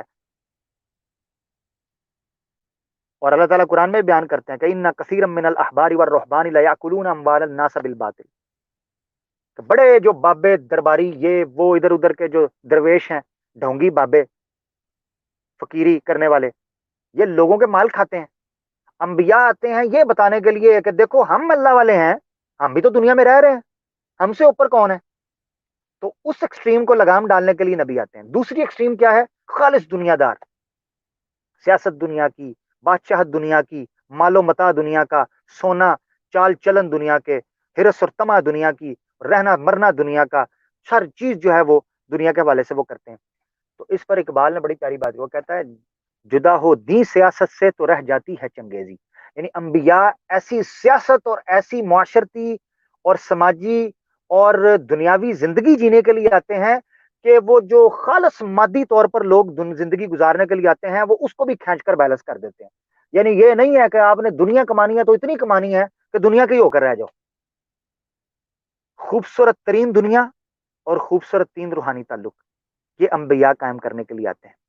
اگر آپ نے اپنی زندگیوں کے اندر بیلنس قائم کرنا ہے تو انبیاء کی سیرت پڑھیں اور انبیاء کے آنے کے مقصد کو سمجھیں. بہت شکریہ جی. اب ہم باقاعدہ سوال و جواب کا جو ہے وہ سیشن اس کا آغاز کریں گے. پروڈیوسر صاحب اب آپ اسکرین کو ریلیکس کر سکتے ہیں، آپ بھی ریلیکس کر سکتے ہیں. فاروق بھائی معذرت چاہتا ہوں، میں نے آپ کو یار ہینگ آن کر کے رکھا ہے. آپ کچھ کہنا چاہتے ہیں؟ وگرنہ پھر ہم کوشچنس کا باقاعدہ آغاز کریں. بسم اللہ. جزاک اللہ سر. میں صرف ایک گزارش کرنا چاہتا ہوں، یہ ان سے بھی جو سن رہے ہیں اور جن کو میں خود سنا رہا ہوں کہ عامر بھائی کو کائنڈلی جو ہے گفتگو کے دوران نہ ڈسٹرب کیا کریں. آپ کو اگر نمبر دیا گیا ہے یا کوئی بھی اور جگہ جہاں پہ آپ چیٹ کرتے ہیں کہیں سے بھی کوئی موقع دیا گیا ہے تو خدا را آپ اس کو نہ چھیڑا کریں، کیونکہ مزہ آ رہا ہوتا ہے بندے کو، لطف آ رہا ہوتا ہے بات کرنے کا، اور باتیں پھر دل سے نکل رہی ہوتی ہیں. اس میں جب پھر وہ چاہے آپ کی کوئی بھی مجبوری ہو، لیکن جب اس میں پھر آ جاتا ہے نا تھوڑا سا کوئی مسئلہ تو پھر وہ مزہ نہیں رہتا. تو یہ میرے سننے والے تمام ہمارے چاہنے والے عزیز دوست جو بھی ہیں اور شرارت کرنے والے بھی، آپ بھی مطلب جان تو خدا کو ہی دینی ہے. مجھے پتا ہے جو لوگ شرارتیں کرتے ہیں خدا کا کچھ خوف کریں، نہ کیا کریں اس طرح کی چیزیں. بعد میں واٹس ایپ اویلیبل ہے، وہ بندہ آپ کو کہہ رہا ہے کہ میں آپ آڈیو بھیجیں میں سنوں گا اس کو اور آپ کو جواب بھی دوں گا تو وہ کر لیں. ورنہ سمپل سا حل ہے کہ نمبر اس ٹائم بند کر کے اور وائی فائی سے کنیکٹ کر لیں گے، جیسے میں کر لیتا ہوں. میرے ساتھ بھی ان لوگوں نے یہ شرارت کی تھی شروع میں، تو میں نے بھی حل نکال لیا. اب جب میں بیٹھتا ہوں تو سم بند کر دیتا ہوں، چپ کر کے وائی فائی سے ادھر کنیکٹ کر لیتا ہوں. That's it. مسئلہ ہم تو حل نکال لیں گے لیکن پھر آپ کا کیا ہوگا جناب علی. بہرحال بہت شکریہ عامر بھائی. اب آپ کالرز جی لے بہت سکتے ہیں. شکریہ، جزاک اللہ. بہت شکریہ جی. پہلے کالر ہمارے ساتھ مصور بٹ ہمارے بڑے درینہ دوست ہیں، پیارے بھائی ہیں. مصور بٹ صاحب آپ کو ویلکم کرتے ہیں جی. سوال کریں. السلام علیکم. سن پا رہے ہیں عامر بھائی مجھے؟ جی بالکل، وعلیکم السلام، سن پا رہے ہیں جی، حکم. اچھا عامر بھائی بڑا اچھا ٹاپک ہے. اچھا میں 2 پوائنٹس رکھنا چاہوں گا. سب سے پہلے تو یہ ہے جو آپ کا آج کا ٹاپک ہے نا، اس میں نہج البلاغہ میں حضرت علی علیہ السلام کا خطبہ ہے، وہ میری نظر سے گزرا تھا. اس میں انہوں نے فرمایا ہے کہ اسی ٹاپک کے حوالے سے نا کہ انبیاء اللہ کیوں مبعوث کرتا ہے. اس میں جو ویسے وہ کافی طویل خطبہ ہے لیکن اس میں جو پوائنٹس آج کے ٹاپک کے حوالے سے میری نظر سے گزرے ہیں نا، اس میں یہ ہے کہ عوام الناس کے شبہات کو زائل کرنے کے لیے انبیاء کو اللہ بھیجتا ہے کہ عوام الناس میں حقیقت آشکار ہو جائے اور جو معاشرے میں جہالت اور فتنہ فساد ہے اس کو ختم کرے تاکہ اختلافات ختم ہوں اور جو ہے نا ایک نظم کے اندر جو ہے نا عوام الناس کو لایا جائے۔ دوسرا اس ٹھیک۔ میں یہ ہے کہ جس کا آپ نے ذکر بھی کیا تھوڑی دیر پہلے کہ حجت تمام، اچھا حجت تمام کرنا انبیاء کی بعثت کی جو ہے نا ایک بہت بڑی وجہ ہے، لیکن اسی حجت تمام والے ٹاپک سے میرے ذہن میں ایک پوائنٹ آیا ہے، اس میں یہ ہے کہ آپ نے پہلے بھی اپنی ایک سٹریم میں ذکر کیا تھا کہ جو اہل فطرت ہیں وہ اس دور میں ہیں جب کوئی نبی مبعوث نہیں ہوگا، لیکن اس میں بھی تھوڑا اختلاف پایا جاتا ہے کہ کچھ اسکالرس کا یہ بھی ہے کہ جس تک حجت نہیں پہنچی، حجت تمام جس کے اوپر نہیں ہوئی یا جس کو پیغام نہیں پہنچا، بے شک نبی مبعوث ہو چکا ہے، کیا وہ بھی اہل فطرت میں آئے گا؟ مثلا آج کے دور میں عامر بھائی دیکھیں کہ یہ جس طرح گلوبل ولیج دنیا بن چکی ہے، ہر چیز آپ کی فنگر ٹپس پہ ہے، تو کیا روز قیامت اللہ کے سامنے آج کی ڈیٹ سے لے کے جو قیامت تک والا انسان ہے نبی علیہ السلام کی بعثت کے بعد سے لے کے، کیا آج کی ڈیٹ میں مرنے کے بعد کوئی بندہ یہ اللہ کے سامنے یہ عذر پیش کر سکتا ہے کہ میں اہل فطرت میں سے تھا، میرے پہ حجت تمام نہیں ہوئی، پیغام نہیں پہنچا؟ ایک تو یہ ایک پوائنٹ ہے، اس پہ آپ ضرور جو ہے نا وہ تبصرہ کیجئے گا۔ اچھا پھر حضرت علی علیہ السلام نے فرمایا کہ جو بہت مصور بٹ بھائی ایک ایک کر کے لیتے ہیں، کیونکہ پتہ کیا بات ہے، آپ سوالات جی کی جی شکل میں رکھ رہے ہیں، عوام کے لیے وہ سوالات رہ جائیں گے، میں بھول جاؤں گا، ٹھیک ہے، اور وہ کئی میں نے پوائنٹس ہیں جو عامر اس وقت آ رہے ہوتے ہیں۔ ذرا ذرا عامر رک بھائی جائیے، میں آپ کو موقع دیتا ہوں، آگے مزید آپ رہے میرے ساتھ، اچھا اب ایسا مسئلہ ٹھیک نہیں، ہے آپ کو موقع دیتے ہیں، ٹھیک آپ میرے ہے ساتھ رہیں۔ اچھا، سب سے پہلے یہ ہے کہ جو معاملات کی تفصیل بیان کرنے کے لیے وہ میں چند آیات آپ کے سامنے رکھ چکا ہوں، جس میں بیان کیا گیا ہے کہ آپ پر کتاب نہیں نازل کی گئی ہے۔ سورہ نحل کی آیت نمبر 64 جو ہے، چیپٹر 16 کی ورس 64 اور 44، اس میں کرسٹل کلیئر طور پر بیان کیا گیا ہے کہ آپ پر جو، یعنی آپ پر جو ذکر نازل کیا گیا ہے، جو کتاب نازل کی گئی ہے، اس کا مقصد ہے کہ آپ اختلافات کے مابین حل کریں۔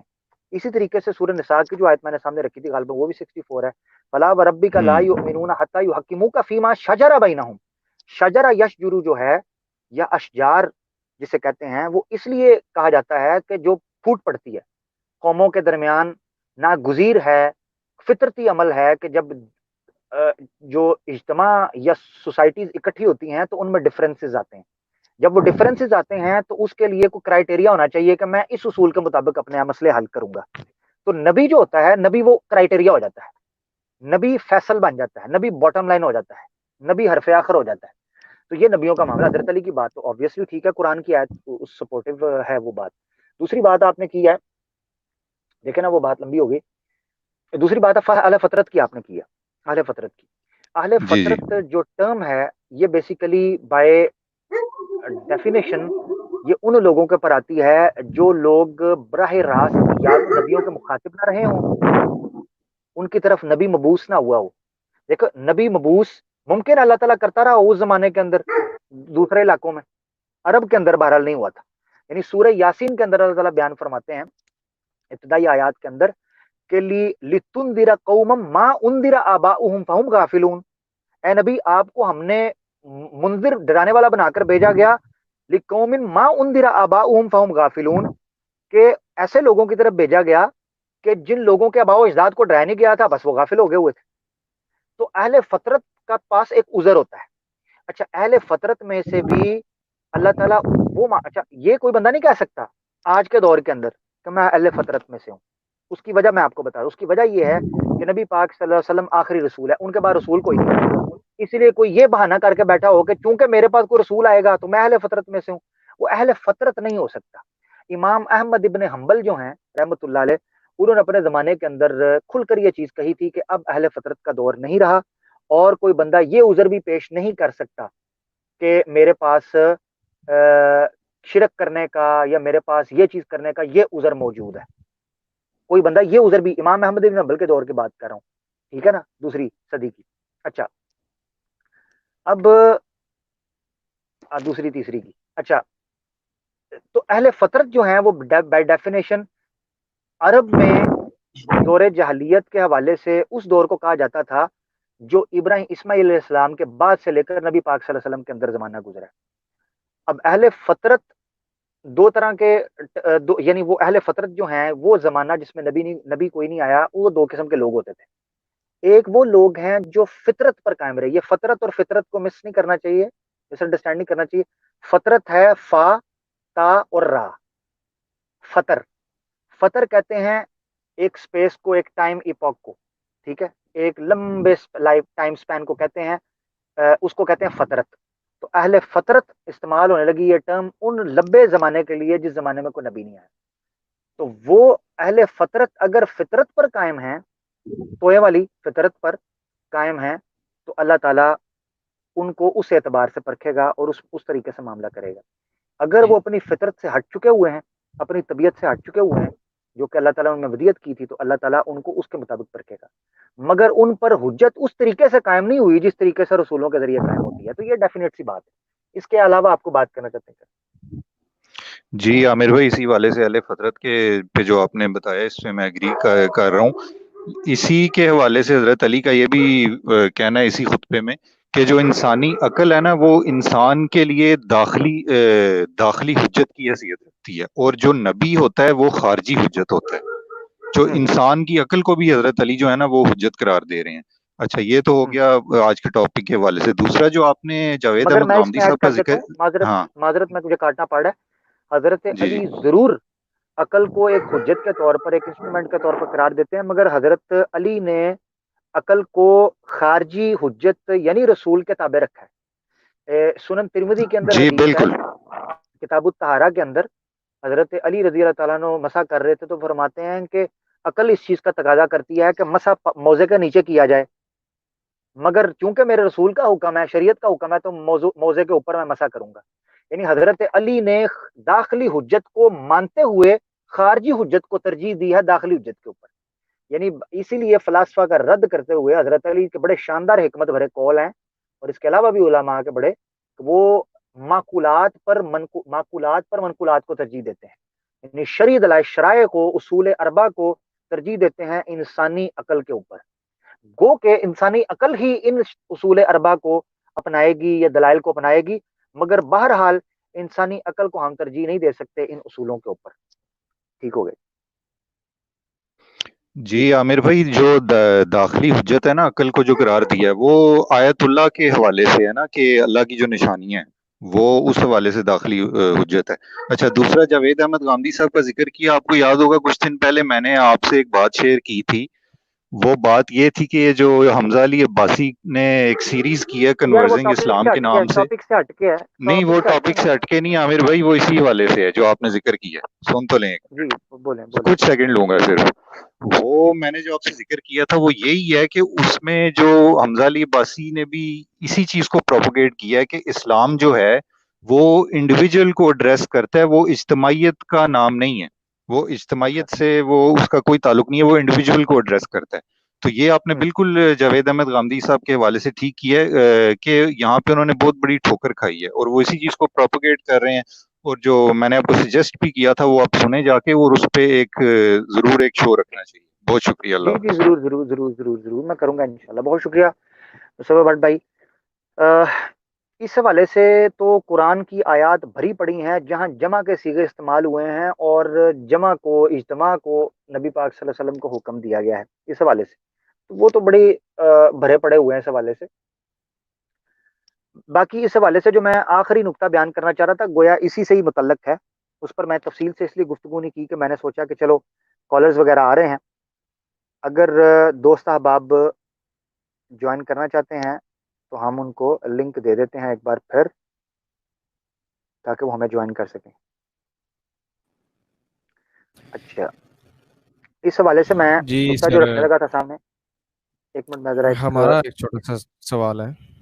جی اس حوالے سے نا میں ایک, فاروق بھائی ایک منٹ صرف ایک بات رکھ لوں, اس کے بعد پھر آپ کو انشاءاللہ موقع دیتے ہیں.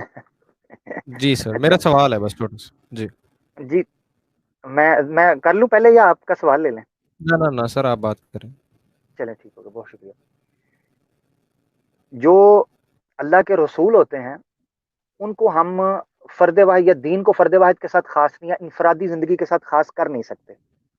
جو میں نے آخری نقطہ بیان کیا تھا, جو میرا ایک لاجیکل پوائنٹ تھا نبی کی ضرورت کے اعتبار سے, کہ وہ معاشرے میں بیلنس کرنے کے لیے ایک ایسی انٹیٹی کا ہونا ضروری ہے جو ایکسٹریم, جو رویے ہیں ان میں جو ہے نا وہ آپ یہ سمجھے کہ ایک ریلیکسیشن پیدا کرے.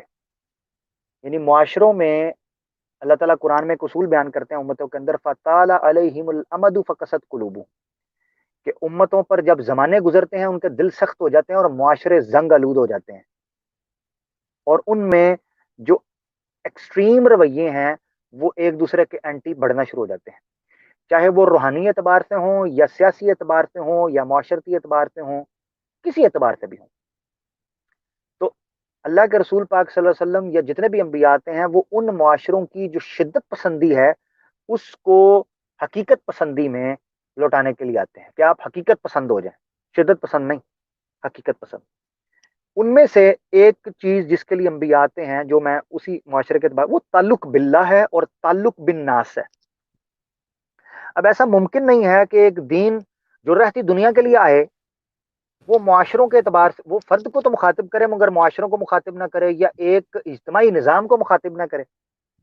ایسا ممکن نہیں، کیونکہ انبیاء نے یہ نہیں کہ انسانوں کا تعلق اللہ کے ساتھ جوڑنا ہوتا ہے، انبیاء نے انسانوں کا تعلق انسانوں کے ساتھ جوڑنا ہوتا ہے. اور اس کی بہت بڑی مثال ہے موافقات کا جو عقیدہ ہوا تھا، اخوت کا جو نبی پاک صلی اللہ علیہ وسلم نے ایک قانون دیا تھا مدینہ میں آ کر، جس کو آپ بھائی چارے کا، بردر ہوڈ کا آپ کہتے ہیں، کہ نبی پاک صلی اللہ علیہ وسلم نے مہاجرین و انصار کو بھائی بنا دیا تھا اور وہ خون سے بڑھ کر ایک دوسرے کے بھائی بن گئے تھے.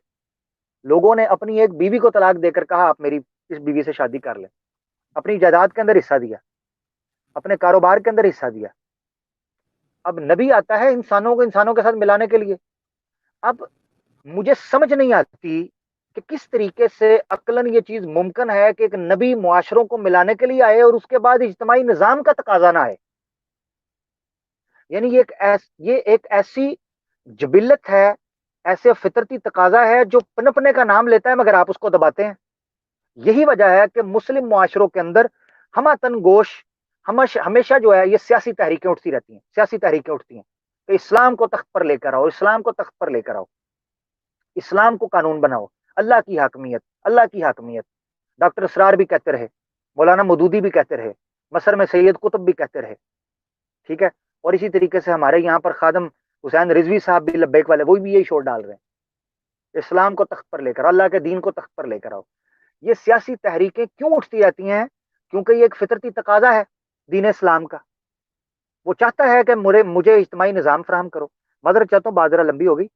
فاروق بھائی جی آپ گزارش کی. جی سر جزاک اللہ. نہیں بڑی امپورٹنٹ آپ نے بات کی ہے ویسے اس حوالے سے، اور ویسے میں نا آپ کو مطلب منہ پہ تعریف والی تو بات ہو جائے گی، لیکن اس حوالے سے سلام پیش کرتا ہوں کہ بڑی فراخ دلی سے آپ جو ہے نا آپ تو نام لے کے تعریف کر دیتے ہیں، جبکہ چلیں اگلی بات رہنے دیتا ہوں میں. اچھا سوال میرا یہ تھا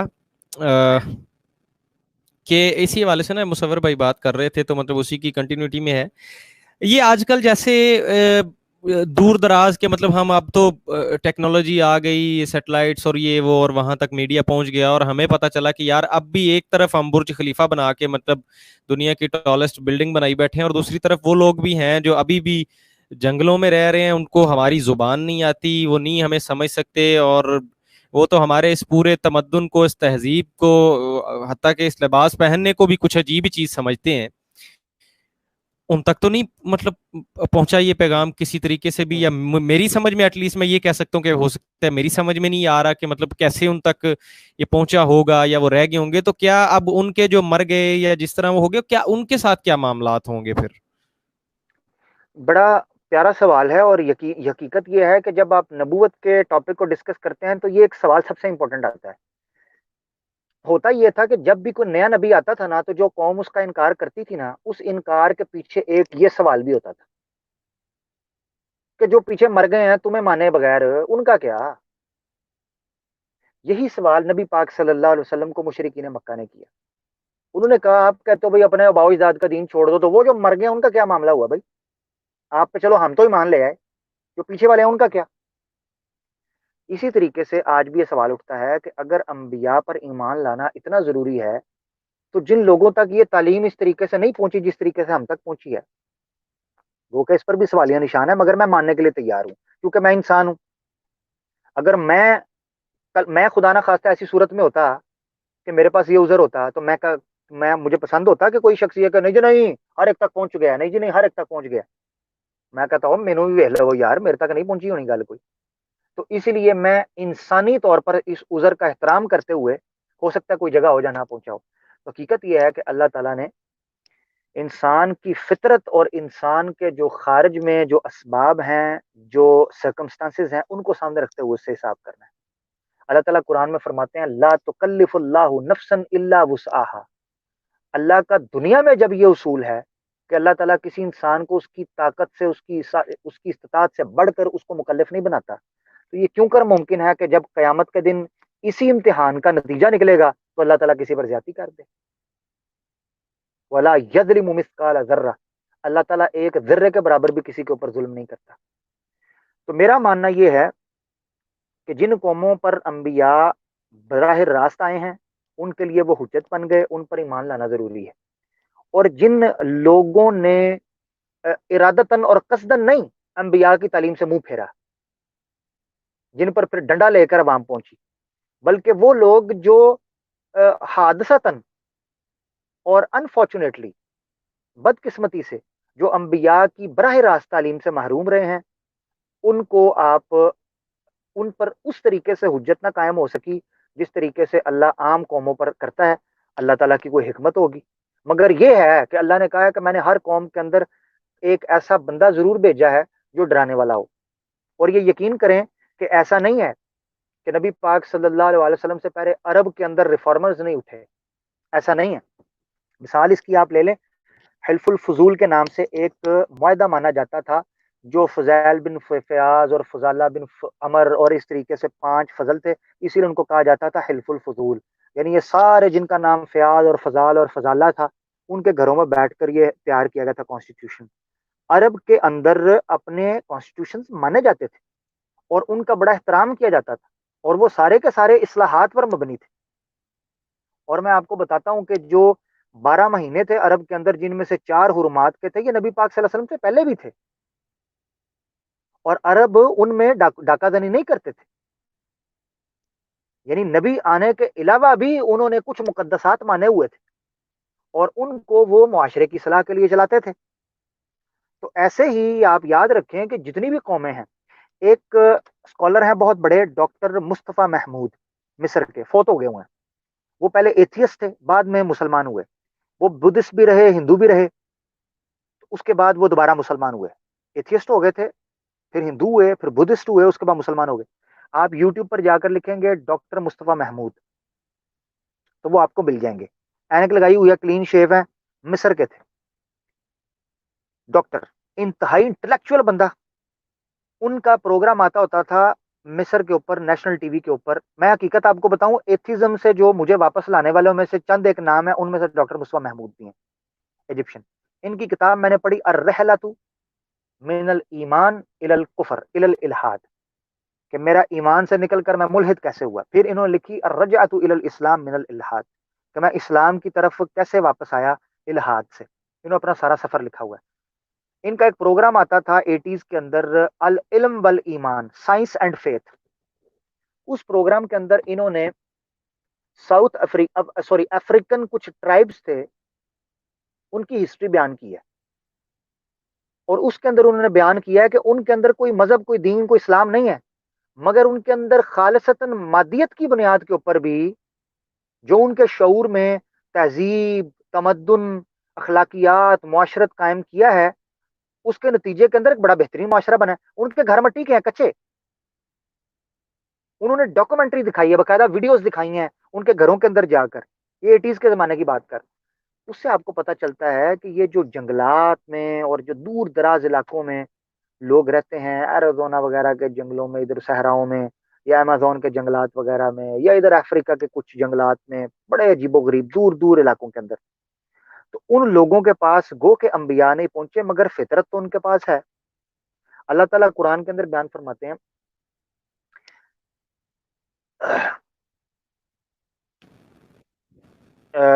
سورہ الدہر کے اندر، سورہ انسان جو ابتدائی آیات، هل اتى على الانسان حين من الدهر لم يكن شيئا مذكورا، ٹھیک ہے.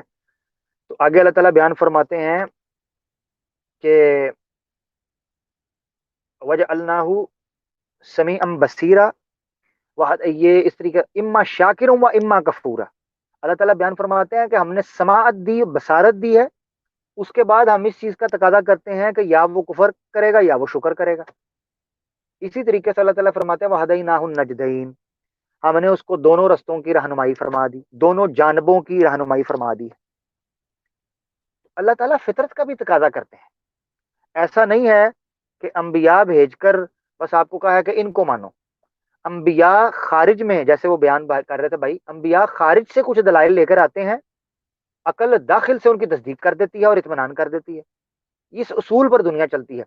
تو انبیاء کا نہ آنا بھی آپ کے امتحان کو ساقط نہیں کرتا، ہاں یہ ہے کہ آپ کے پاس ایک عذر ہے جس عذر کو اللہ تعالیٰ قبول فرمائیں گے، مگر پھر بھی جو ایسے یہ آپ نے دیکھا ہے کئی دفعہ الہاد یا ملحدین کے ساتھ آپ بات کرتے ہیں تو آپ ان پر کہتے ہیں کہ مورل ویلیوز آپ کی کیا ہیں، وہ کہتے ہیں ہمارے مورل ویلیوز وہ ہیں جو معروف ہیں، standard moral values, standard moral values ہیں ہماری، جو کوئی کینیڈا میں رہتا ہے تو وہ کہتا ہے جو کینیڈا کا قانون ہے ہم اس مورل ویلیوز کو مانتے ہیں، جو امریکہ میں رہتا ہے، کوئی آسٹریلیا یورپ میں رہتا ہے، کہتے ہیں ہمارے لیے وہ اسٹینڈرڈ مورل ویلیوز ہیں تو یا سوشل ویلیوز ہیں۔ تو اس طریقے سے جن لوگوں کے پاس انبیاء نہیں پہنچے، اللہ تعالیٰ نے صاف کہا ہوا ہے کہ وہ لا تکلف اللہ نفسا الا وسعها، اللہ تعالیٰ کسی نفس پر اتنی طاقت، اس کی طاقت کے زیادہ جو ہے وہ مصیبت نہیں ڈالتا۔ اس کے علاوہ بھی ایک آیت بڑی سری ملتی ہے جس میں اللہ تعالیٰ نے ایمان باللہ اور ایمان بالآخرت کا ذکر کیا ہے، اس میں انبیاء پر ایمان کا ذکر اس اعتبار سے نہیں ہے، مگر کچھ لوگ کہتے ہیں نہیں جی وہ ایمان باللہ کے اندر داخل ہو گیا، وہ داخل کرنا چاہتے ہیں، مگر اللہ تعالیٰ نے وہاں ایمان بالنبوہ کا ذکر نہیں کیا، وہ کہتے ہیں دوسری آیتوں کو ملا کر پتہ چلتا ہے، حالانکہ وہاں جن کیٹیگریز کا ذکر کیا گیا ہے اس پر نبی پاک صلی اللہ علیہ وسلم کے ساتھ ایمان لازم قرار دینے سے وہ لوگ وہ رہتے ہی نہیں ہیں۔ مثال کے طور پر اللہ تعالیٰ فرماتے ہیں کہ بے شک وہ لوگ جو ایمان لے کر آئے، ان الذین ہادوا والنصارى والصابئین، ٹھیک ہے، کہ وہ لوگ جو ایمان لائے نبی پاک صلی اللہ علیہ وسلم پر، یا وہ لوگ جو یہودی ہوئے، جو نصارہ ہوئے اور صابئین۔ اب مجھے بتائیں، اللہ تعالیٰ فرماتے ہیں اللہ تعالیٰ ان میں سے کسی کے عمل کو ضائع نہیں کرے گا اگر وہ اللہ پر اور ایمان پر لائیں اور نیک عمل کریں۔ اب مجھے یہ بتائیں، یہ سورہ آل عمران کی آیت ہے، اب مجھے یہ بتائیں کہ اگر کوئی یہ شرط لگائے کہ نبی پاک صلی اللہ علیہ وسلم پر ایمان لانا شرط ہے نجات کے لیے، میں یہ نہیں کہہ رہا کہ اگر اس کو پتہ بھی ہو کہ سچے نبی ہیں پھر بھی ایمان نہ لے کر آئے، نو نو نو، نہیں میں کہہ رہا ہوں اگر مطلب پوری عامر بھائی کوشش یہ کرنے کے بعد، بالکل ایک ہاں اسپیسیفک کنڈیشن کے اندر ہم بات کر رہے ہیں، جو جس طرح ہاں کے جی حالات میں نے بیان کیے۔ جی جی بالکل، جس طرح آپ نے حالات، تو ایک بندہ جو فطرت پرست ہے، جس طرح صابئین کو کہا جاتا ہے، صابی جو ہے عربی زبان کے اندر کہا جاتا تھا جو فطرت پرست ہوتے تھے، وہ کہتے تھے ہم جو بھی ہم دنیا جس طریقے سے چل رہی ہے ہم اس طریقے سے چلنے کی کوشش کریں، زیادتی نہ کریں۔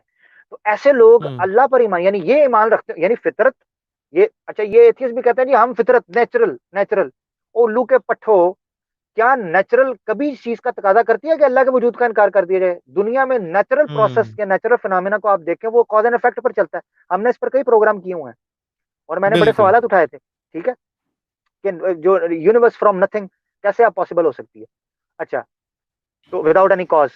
تو اب سوال یہ ہے کہ یہ جو فطرت بھی، آپ اگر فطرت پر ایمان رکھنے والے ہوں نا تو تب بھی وہ تقاضا کرتا ہے کہ خالق کو مانے، اور پھر آپ اپنے ارد گرد دیکھتے ہو کہ ہر چیز پر فنا ہے، ہر چیز پر فنا ہے، تو فطرت آپ سے تقاضا کرتی ہے کہاں سے آئے ہو، کہاں سے آئے ہو، کہاں کو جاؤ گے، یہ سوال آپ سے آتا ہے، تو کیا کرنا ہے، کیا معاملہ ہے، تو یہ سوال اٹھتے ہیں۔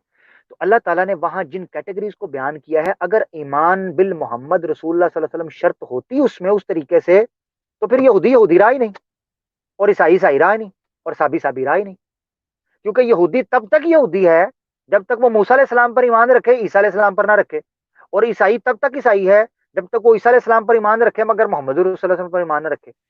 اب ایک یہودی اور عیسائی رہتے ہوئے اور ایک صابی رہتے ہوئے اللہ تعالیٰ فرماتے ہیں ان کا عمل میں ضائع نہیں کروں گا اگر یہ اللہ پر اور آخرت پر ایمان رکھتے ہیں۔ اس کا مطلب یہ ہے کہ اللہ تعالیٰ کا جو مین ایم اور گول ہے وہ یہ ہے کہ انسانیت کو انسانیت کے راستے پر چلایا جائے، یعنی ایک نبی اگر دیکھتا ہے، مثال لے لیں، ایک معاشرے کے اندر، میں ایک مثال سے سمجھیں، ایک معاشرے کے اندر نہ جھوٹ بولا جا رہا ہے، نہ قتل کیا جا رہا ہے، عدل و انصاف قائم ہے، تو نبی آنے کی ضرورت ہے؟ میں سوال کر رہا ہوں، نبی آنے کی ضرورت ہے؟ نہیں ہے، نہیں ہے، کیونکہ معاشرہ اپنی ڈگر پر چل رہا ہے۔ اس کا مطلب یہ ہے کہ اللہ تعالیٰ ایسے نہیں ہے نعوذ باللہ کہ اللہ تعالیٰ بس نبیوں تے نبی بھیجی جا رہا ہے، بھائی بھیجی جاؤ نبی پیچھے جناب 1,24,000 بھیجی جاؤ، معاشرہ پاویں صحیح چل رہے ہوئے، نہیں جی بھائی اس کو بھی مانو، نہیں جی بھائی اس کو بھی مانو، ایسا نہیں، نعوذ باللہ۔ اللہ تعالیٰ انسانوں پر مشقت اور ظلم نہیں کرتا۔ میں نے ساری علتیں بیان کر دی کہ نبی آنے کی وجہ کیا کیا کیا کیا ہوتی ہے۔ جب وہ معاشرہ اپنے ڈگر پر چل رہا ہو، اپنے انصاف پر چل رہا ہو، نبی آنے کی ضرورت ہی نہیں ہے، ساکت ہو جاتی ہے۔ اس کا مطلب یہ ہے کہ اللہ تعالیٰ کا اصل مسئلہ نبی بھیجنا نہیں تھا، اللہ کا جو اصل حکمت تھی وہ تھی انسان کو انسانیت کی طرف بلانا اور انسان کو انسانیت کے مطابق رہنا سکھانا۔ اب وہ ہٹے گا تو نبی آ کر اس کو ریمائنڈ کرا دیتا ہے، اگر وہ نہ ہٹے تو نبی آنے کی ضرورت ہی نہیں۔ ٹھیک ہو گیا جی؟ اسی لیے اگر کوئی جزاک اللہ بندہ عامر ٹھیک بھائی۔ چل رہا ہوگا جی تو نبی کے بغیر بھی انشاءاللہ وہ جا سکتا ہے، اللہ خیر کرے، اللہ کا مقصد یہ ہے۔ ہاں مگر یہ ہے کہ جب اس پر حقیقت واضح ہو جائے اس کے بعد انکار نہ کرے نبی کا، یہ ہے۔ یعنی ونس اگین مطلب میں اس چیز کو ہائی لائٹ کر دیتا ہوں، اس کو آؤٹ آف کانٹیکسٹ نہ لیا جائے، اس بات کو جو سرکمسٹانس جو میرے ذہن میں جو سوال آیا اسپیسیفکلی اسی کنڈیشن کے اندر اتر کے عامر بھائی نے اس چیز کو سمجھنے کی اور سمجھانے کی کوشش کی ہے کہ لا محالہ اگر ہم مان لیتے ہیں کہ کوئی ہے اس طرح کا کسی دور دراز کسی جنگل میں، نہ ہماری زبان کی اس کو کوئی سمجھ ہے، نہ ہمارے کلچر کی، نہ کسی بھی چیز کی، تو آخر اس اور وہ کوئی غلطی بھی نہیں کر رہا، کوئی گناہ بھی نہیں کر رہا اس طرح کا، مطلب نہ کچھ شراب پیتا ہے، نہ چوریاں چکاریاں، نہ زنا، نہ ڈاکے، نہ یہ اور نہ وہ، تو اب اللہ تعالیٰ کی ذات بڑی غفور رحیم ہے، اس کے ساتھ کچھ نہ کچھ تو معاملہ کرنا ہے نا، اس کو بلا وجہ تو مطلب بغیر کسی وجہ کے تو نہیں اس کو جہنم میں ڈالا جا سکتا۔ مطلب یہ ایک سوال اٹھتا ہے، میں اس پہ کسی بھی قسم کا ججمنٹل نہیں ہونا چاہ رہا ہوں، میں ایک اسٹوڈنٹ کے طور پہ یہ سوال رکھنا چاہ رہا تھا، اس کے اوپر عامر بھائی نے ایڈریس کیا ہے۔ ہاں ایک چیز اس میں مطلب ہو جانی اچھا چاہیے عامر بھائی کہ اگر شرک جی جو جی ہے کہ اگر مطلب جی جی وہاں بھی انہوں نے اپنے کو بت وت بنائے ہوئے ہیں، اٹھ کے ان کو صبح شام سجدے کرتے ہیں، تو میرے خیال میں اس کی تو پھر کوئی معافی شافی ہے نہیں وہ دیکھیں وہ فطرت کے منافی ہے نا، بت کا پوجنا ہے۔ وہ فطرت کے منافی ہے۔ اس کی وجہ میں بالکل آپ کو بالکل۔ بتاتا ہوں، اس کی وجہ یہ ہے انسان کی فطرت میں جو شرک ہے نا اس کو ناپسندیدہ سمجھا گیا ہے، ٹھیک ہے۔ مثال کے طور پر دو قسم کے شرک ہو سکتے ہیں، اور منو سمرتی کے اندر اور بھگوت گیتا کے اندر بھی غالباً چیپٹر 25 ہے بھگوت گیتا کے اندر بھی شرک کو دو قسم کے اندر بیان کیا ہے شری کرشنا جی نے، شری کرشنا نے ارجن کو بیان کیا ہے بھگوت گیتا کے اندر۔ وہ کہتے ہیں دو قسم کا شرک ہو سکتا ہے، ایک ہے کہ تم اپنی طرح کی دوسری مخلوقات کو جن کو تم نے پیدا نہیں کیا ان کی پوجا کرو، اور ایک وہ شرک ہے کہ جن چیزوں کو تم نے اپنے ہاتھوں سے بنایا ان کی پوجا کرو۔ تو دونوں قسم کے شرک کے بارے میں کہا ہے کہ وہ شرک جو کہ تمہاری طرح دوسری مخلوقات ہیں، سورج، چاند، ستارے، درخت، پانی، پتھر، جانور، ان چیزوں کا شرک جو ہے وہ ٹھیک ہے، گناہ ہے، بہت بڑا گناہ ہے، تم اندھیرے میں ہو۔ یہ بھگوت گیتا کے اندر شری کرشنا فرماتے ہیں تم اندھیرے کے اندر ہو، تاریکی میں ہو، اور جو ہے نا وہ بہت بڑے گمراہی کے اندر ہو اگر تم اس طرح۔ اور ایک وہ شخص جو اس طریقے کا شرک کر رہا ہے کہ وہ مخلوق کا مطلب گاڑی کی پوجا کر رہا ہے، پتھر کے بت کی پوجا کر رہا ہے، یا خود مندر بنایا ہے اس کی پوجا کر رہا ہے، تو ایسا شرک جو ہے وہ اس سے بھی گھٹیا شرک ہے۔ کہا یہ تو اپنی خواہشات کی پیروی کرنے کے مترادف ہے۔ تو یہ دو قسم کا شرک ہو سکتا ہے، فطرت کے بالکل منافی ہے یہ۔ اللہ تعالیٰ نے بڑے زبردست طریقے سے، میں سمجھتا ہوں اس سے بہتر آیت کوئی ہو نہیں سکتی تھی، جو نیچریوں کو جو فطرت کے ماننے والے ہیں، جو دعویٰ کرنے والے ہیں، ان کو ہٹ کرے، کلک کرے۔ اللہ تعالیٰ قرآن میں فرماتے ہیں لو کان فیہما آلہۃ الا اللہ لفسدتا۔ اللہ تعالیٰ فرماتے ہیں اس زمین و آسمان میں، اس کائنات میں ایک اللہ کے علاوہ اگر کوئی اور ہوتا لفسدتا، یہ تباہ و برباد ہو جاتے، تباہ و برباد ہو جاتے۔ اس کی وجہ یہ ہے کہ آپ کوئی ایک چیز دو بندوں کے حوالے کر کے دیکھو، وہ سلامت نہیں رہ سکے گی، تھوڑی دیر کے لیے رہ سکے گی، زیادہ دیر نہیں رہ سکے گی، ٹھیک ہے۔ اچھا اللہ نے قرآن میں ایک اور جگہ پر بڑی زبردست مثال دی، اللہ تعالیٰ فرماتے ہیں بتاؤ دو غلام ہیں، اچھا اب اللہ تعالیٰ بیان فرماتے ہیں کہ دو غلام ہیں، ایک وہ غلام ہے جس کا ایک ہی حق ہے، وہ اس کو حکم دیتا ہے اور وہ اس کی فرما برداری کرتا ہے، اور دوسرا وہ غلام ہے جس کے ایک سے زیادہ آقا ہیں۔ دو قسم کے غلام ہیں، ایک وہ غلام جس کا ایک آقا ہے، وہ بڑے آرام سے اس کی فرما برداری کر رہا ہے، اور دوسرا وہ غلام ہے جس کے ایک سے زیادہ آقا ہیں، کوئی اس کو کہتا ہے پانی لا دو، کوئی اس کو کہتا ہے ٹانگیں دبا دو۔ بتاؤ اس غلام سے ان दोनों गुलामों में से कौन सा बेहतर है? पहले अल्लाह ताला वाला। बाद में कहते हैं पहले वाला। हम्म अल्लाह ताला ने शिरक को इस तरीके से इंसानी फितरत पर जाकर समझाने की कोशिश की, ये तो बर्दाश्त से बाहर है। यानी इंसानी माशाअल्लाह। अकल इस चीज पर प्रैक्टिकली अप्लाई, ये प्रैक्टिकली एप्लीकेबल है ही नहीं है कि आप शिरक को जस्टिफाई करना शुरू कर दें। इसी वजह से हिंदू मत के अंदर ये जो जिनका मैंने नाम लिया था स्वामी दयानंद सरस्वती साहब, इन्होंने शिरक की जड़ उखाड़ कर रख दी है। आप पढ़े सत्यारत प्रकाश, ठीक है, कुरान पर इतराजात किए हैं, जिसका जवाब भी दिया सनाउल्ला अमृतसरी साहब ने, हक प्रकाश बजवाब सत्यारत प्रकाश 170 के करीब कुरान पर इतराजात किए, मगर इन्होंने हिंदू मत के ऊपर इतराज किए, अपने सनातन धर्मियों के ऊपर इतराजात किए, अपने शास्त्रों के ऊपर इतराजात किए, गंगा जमुना के ऊपर इतराज किया। कहते हैं मैं नहीं मानता गंगा जमुना के अंदर नहाने से गुनाह धुल जाते हैं, ये ड्रामा है। स्वामी दयानंद सरस्वती साहब या आर्य समाज के बानी, मैं नहीं मानता ये गंगा जमुना, मैं नहीं मानता ये काले पत्थर छत्तर, उन्होंने इनकार किया। तो शिरक जो है ये फितरत की आवाज ही नहीं है, ये गैर फितरती अमल है, अननेचुरल। तो ये हकीकत है। अच्छा, एक सवाल आया था बड़ा इंपॉर्टेंट, मैंने उसको, मैं चाहता हूं कि उसको, क्योंकि कॉलर हमारे पास अभी और नहीं है, तो ये हमारे पास भाई ने सवाल किया था, प्रॉफिट्स का इनकार क्यों होता है and what's about psychological aspect of profits personality. ये हम नेक्स्ट एपिसोड के अंदर करेंगे, ठीक है जी। मैंने इसको रखा हुआ है क्योंकि मैं खुसूसन नबी पाक सल्लल्लाहु अलैहि वसल्लम की ज़ात के हवाले से, क्योंकि हम मुसलमान हैं तो दूसरे अंबिया पर उस किस्म के एतराज़ात नहीं रखे गए। नबी पाक सल्लल्लाहु अलैहि वसल्लम की जो नफ्सियाती हैसियत है, नाउज़ बिल्लाह, उसको भी मशकूक बनाने की कोशिश की गई है कि वो साइकोलॉजिकली जो है ना, वो साइकोलॉजिकली जो है ना, वो नबी पाक सल्लल्लाहु अलैहि वसल्लम के एतराज़ात किए जाते हैं। तो इस नाउज़ बिल्लाह, इस हवाले से मुस्तशरिकीन जो करते हैं, मुल्हिदीन करते हैं, उनको हम एड्रेस करेंगे अगले प्रोग्राम के अंदर, ठीक है। कल से आप लोगों ने याद से, कल जो है ना पाकिस्तान टाइम के मुताबिक 2 बजे या 3 बजे हम हागिया सोफिया के ऊपर जो है प्रोग्राम करेंगे इंशाल्लाह। बहुत इंपॉर्टेंट ये इस प्रोग्राम, हवाले से आमिर भाई जी जी यकीनन बड़ा इंपॉर्टेंट होगा। इस हवाले से मेरे पास एक मतलब आइडिया भी था, अभी जो हमारे साथ लोग बैठे हैं, ज़रा इनसे थोड़ा सा इनको भी इस चीज़ में इन्वॉल्व करके पूछ लेते हैं। आपने जो डिसाइड किया है ठीक है, उसका हम एहतराम करते हैं, लेकिन थोड़ा सा हमें मजीद है, क्योंकि अभी हम इसको टेस्टिंग बेस पे कर रहे हैं ना, अभी पक्का कंफर्म नहीं किया। टाइम हम चेंज तो करना चाह रहे हैं ताकि जो बाहर की व्यूअरशिप है उसके हवाले से हम करें। हमारे पाकिस्तानी तो माशाल्लाह पहले ही आलम फाजल हैं इन टॉपिक्स के अंदर। अच्छा, ये मुझे बताइए, आप लोग जहां जहां से देख रहे हैं अपने कंट्री का नाम लिखिए और साथ सूटेबल टाइम लिखिए कि जब आप चाहते हैं ज़ैतून एफएम लाइव जाए, जो टाइम आपको परफेक्ट लगता है कि खा पी के अब आप इजी हैं और अब ये शो देख सकते हैं, ज़रा वो टाइम कीजिएगा टाइप, हम उसको थोड़ा सा कुछ सिंक्रोनाइज करके मतलब इस हवाले से देख सकते हैं। अपने कंट्री का नाम साथ मेंशन करना मत भूलिएगा, ताकि हम फिर उसको जो है ना वो एडजस्टमेंट के हवाले से देख सके कि कितना फ़र्क आएगा हमें उसमें और क्या क्या करना पड़ेगा।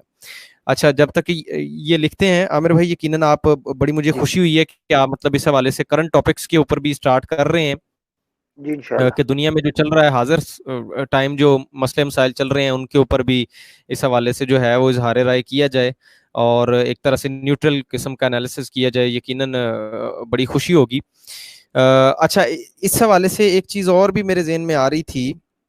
हाँ, एक तो मैं ये चाह रहा था, अभी हमारे भाई मोहम्मद अली मलिक ने भी कमेंट किया था कि literally you walk on the thin line, कि आप बड़े बोल्ड टॉपिक्स लेते हैं जिनको कोई मतलब हाथ नहीं डालता। इस हवाले से मैं मतलब आपकी मौजूदगी में ये दुआ करता हूँ, दोस्तों से भी गुजारिश करता हूँ कि इस बड़े इंतहाई मुश्किल रास्ते को जिसको आमिर भाई ने चूज किया ना, इसके ऊपर अभी तो नहीं, मैं इनको पर्सनल में भी कहता रहता हूँ कि आगे फ्यूचर में इंशाल्लाह ना आजमाइशें फिर आने वाली हैं। जितना बड़ा इनाम अल्लाह की तरफ से, फिर उतनी आजमाइशें।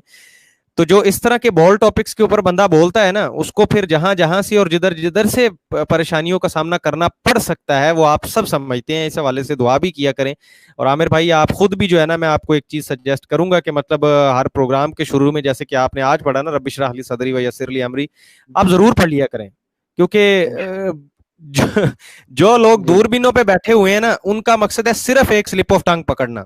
اس حوالے سے. اور یہ کسی کے یہ انبیاء کی ہی زبان ہوتی ہے کہ جن کے اوپر کبھی کوئی غلط بات نہیں نکلتی, ورنہ ہم سب انسان سادہ سے انسان ہیں, اور ہماری زبان شیطان کبھی بھی اس کو بہلا پھسلا سکتا ہے, اور پھر جو ہے نا بس وہاں سے پھر کلپ کٹتا ہے, اور پھر جو ہے نا بندے کا سارا جو ایک وہ اپنی اچھی نیت سے ایک اچھا کام کر رہا ہوتا ہے, لوگ اس کو خراب کر کے پریزنٹ کر دیتے ہیں. اس حوالے سے میری بھی دعا ہے, اللہ تعالیٰ آپ کو اس شر سے محفوظ رکھے, اور آپ ضرور اپنے لیے خود بھی دعا کیا کریں, اور انشاءاللہ یہ جو ہے نا.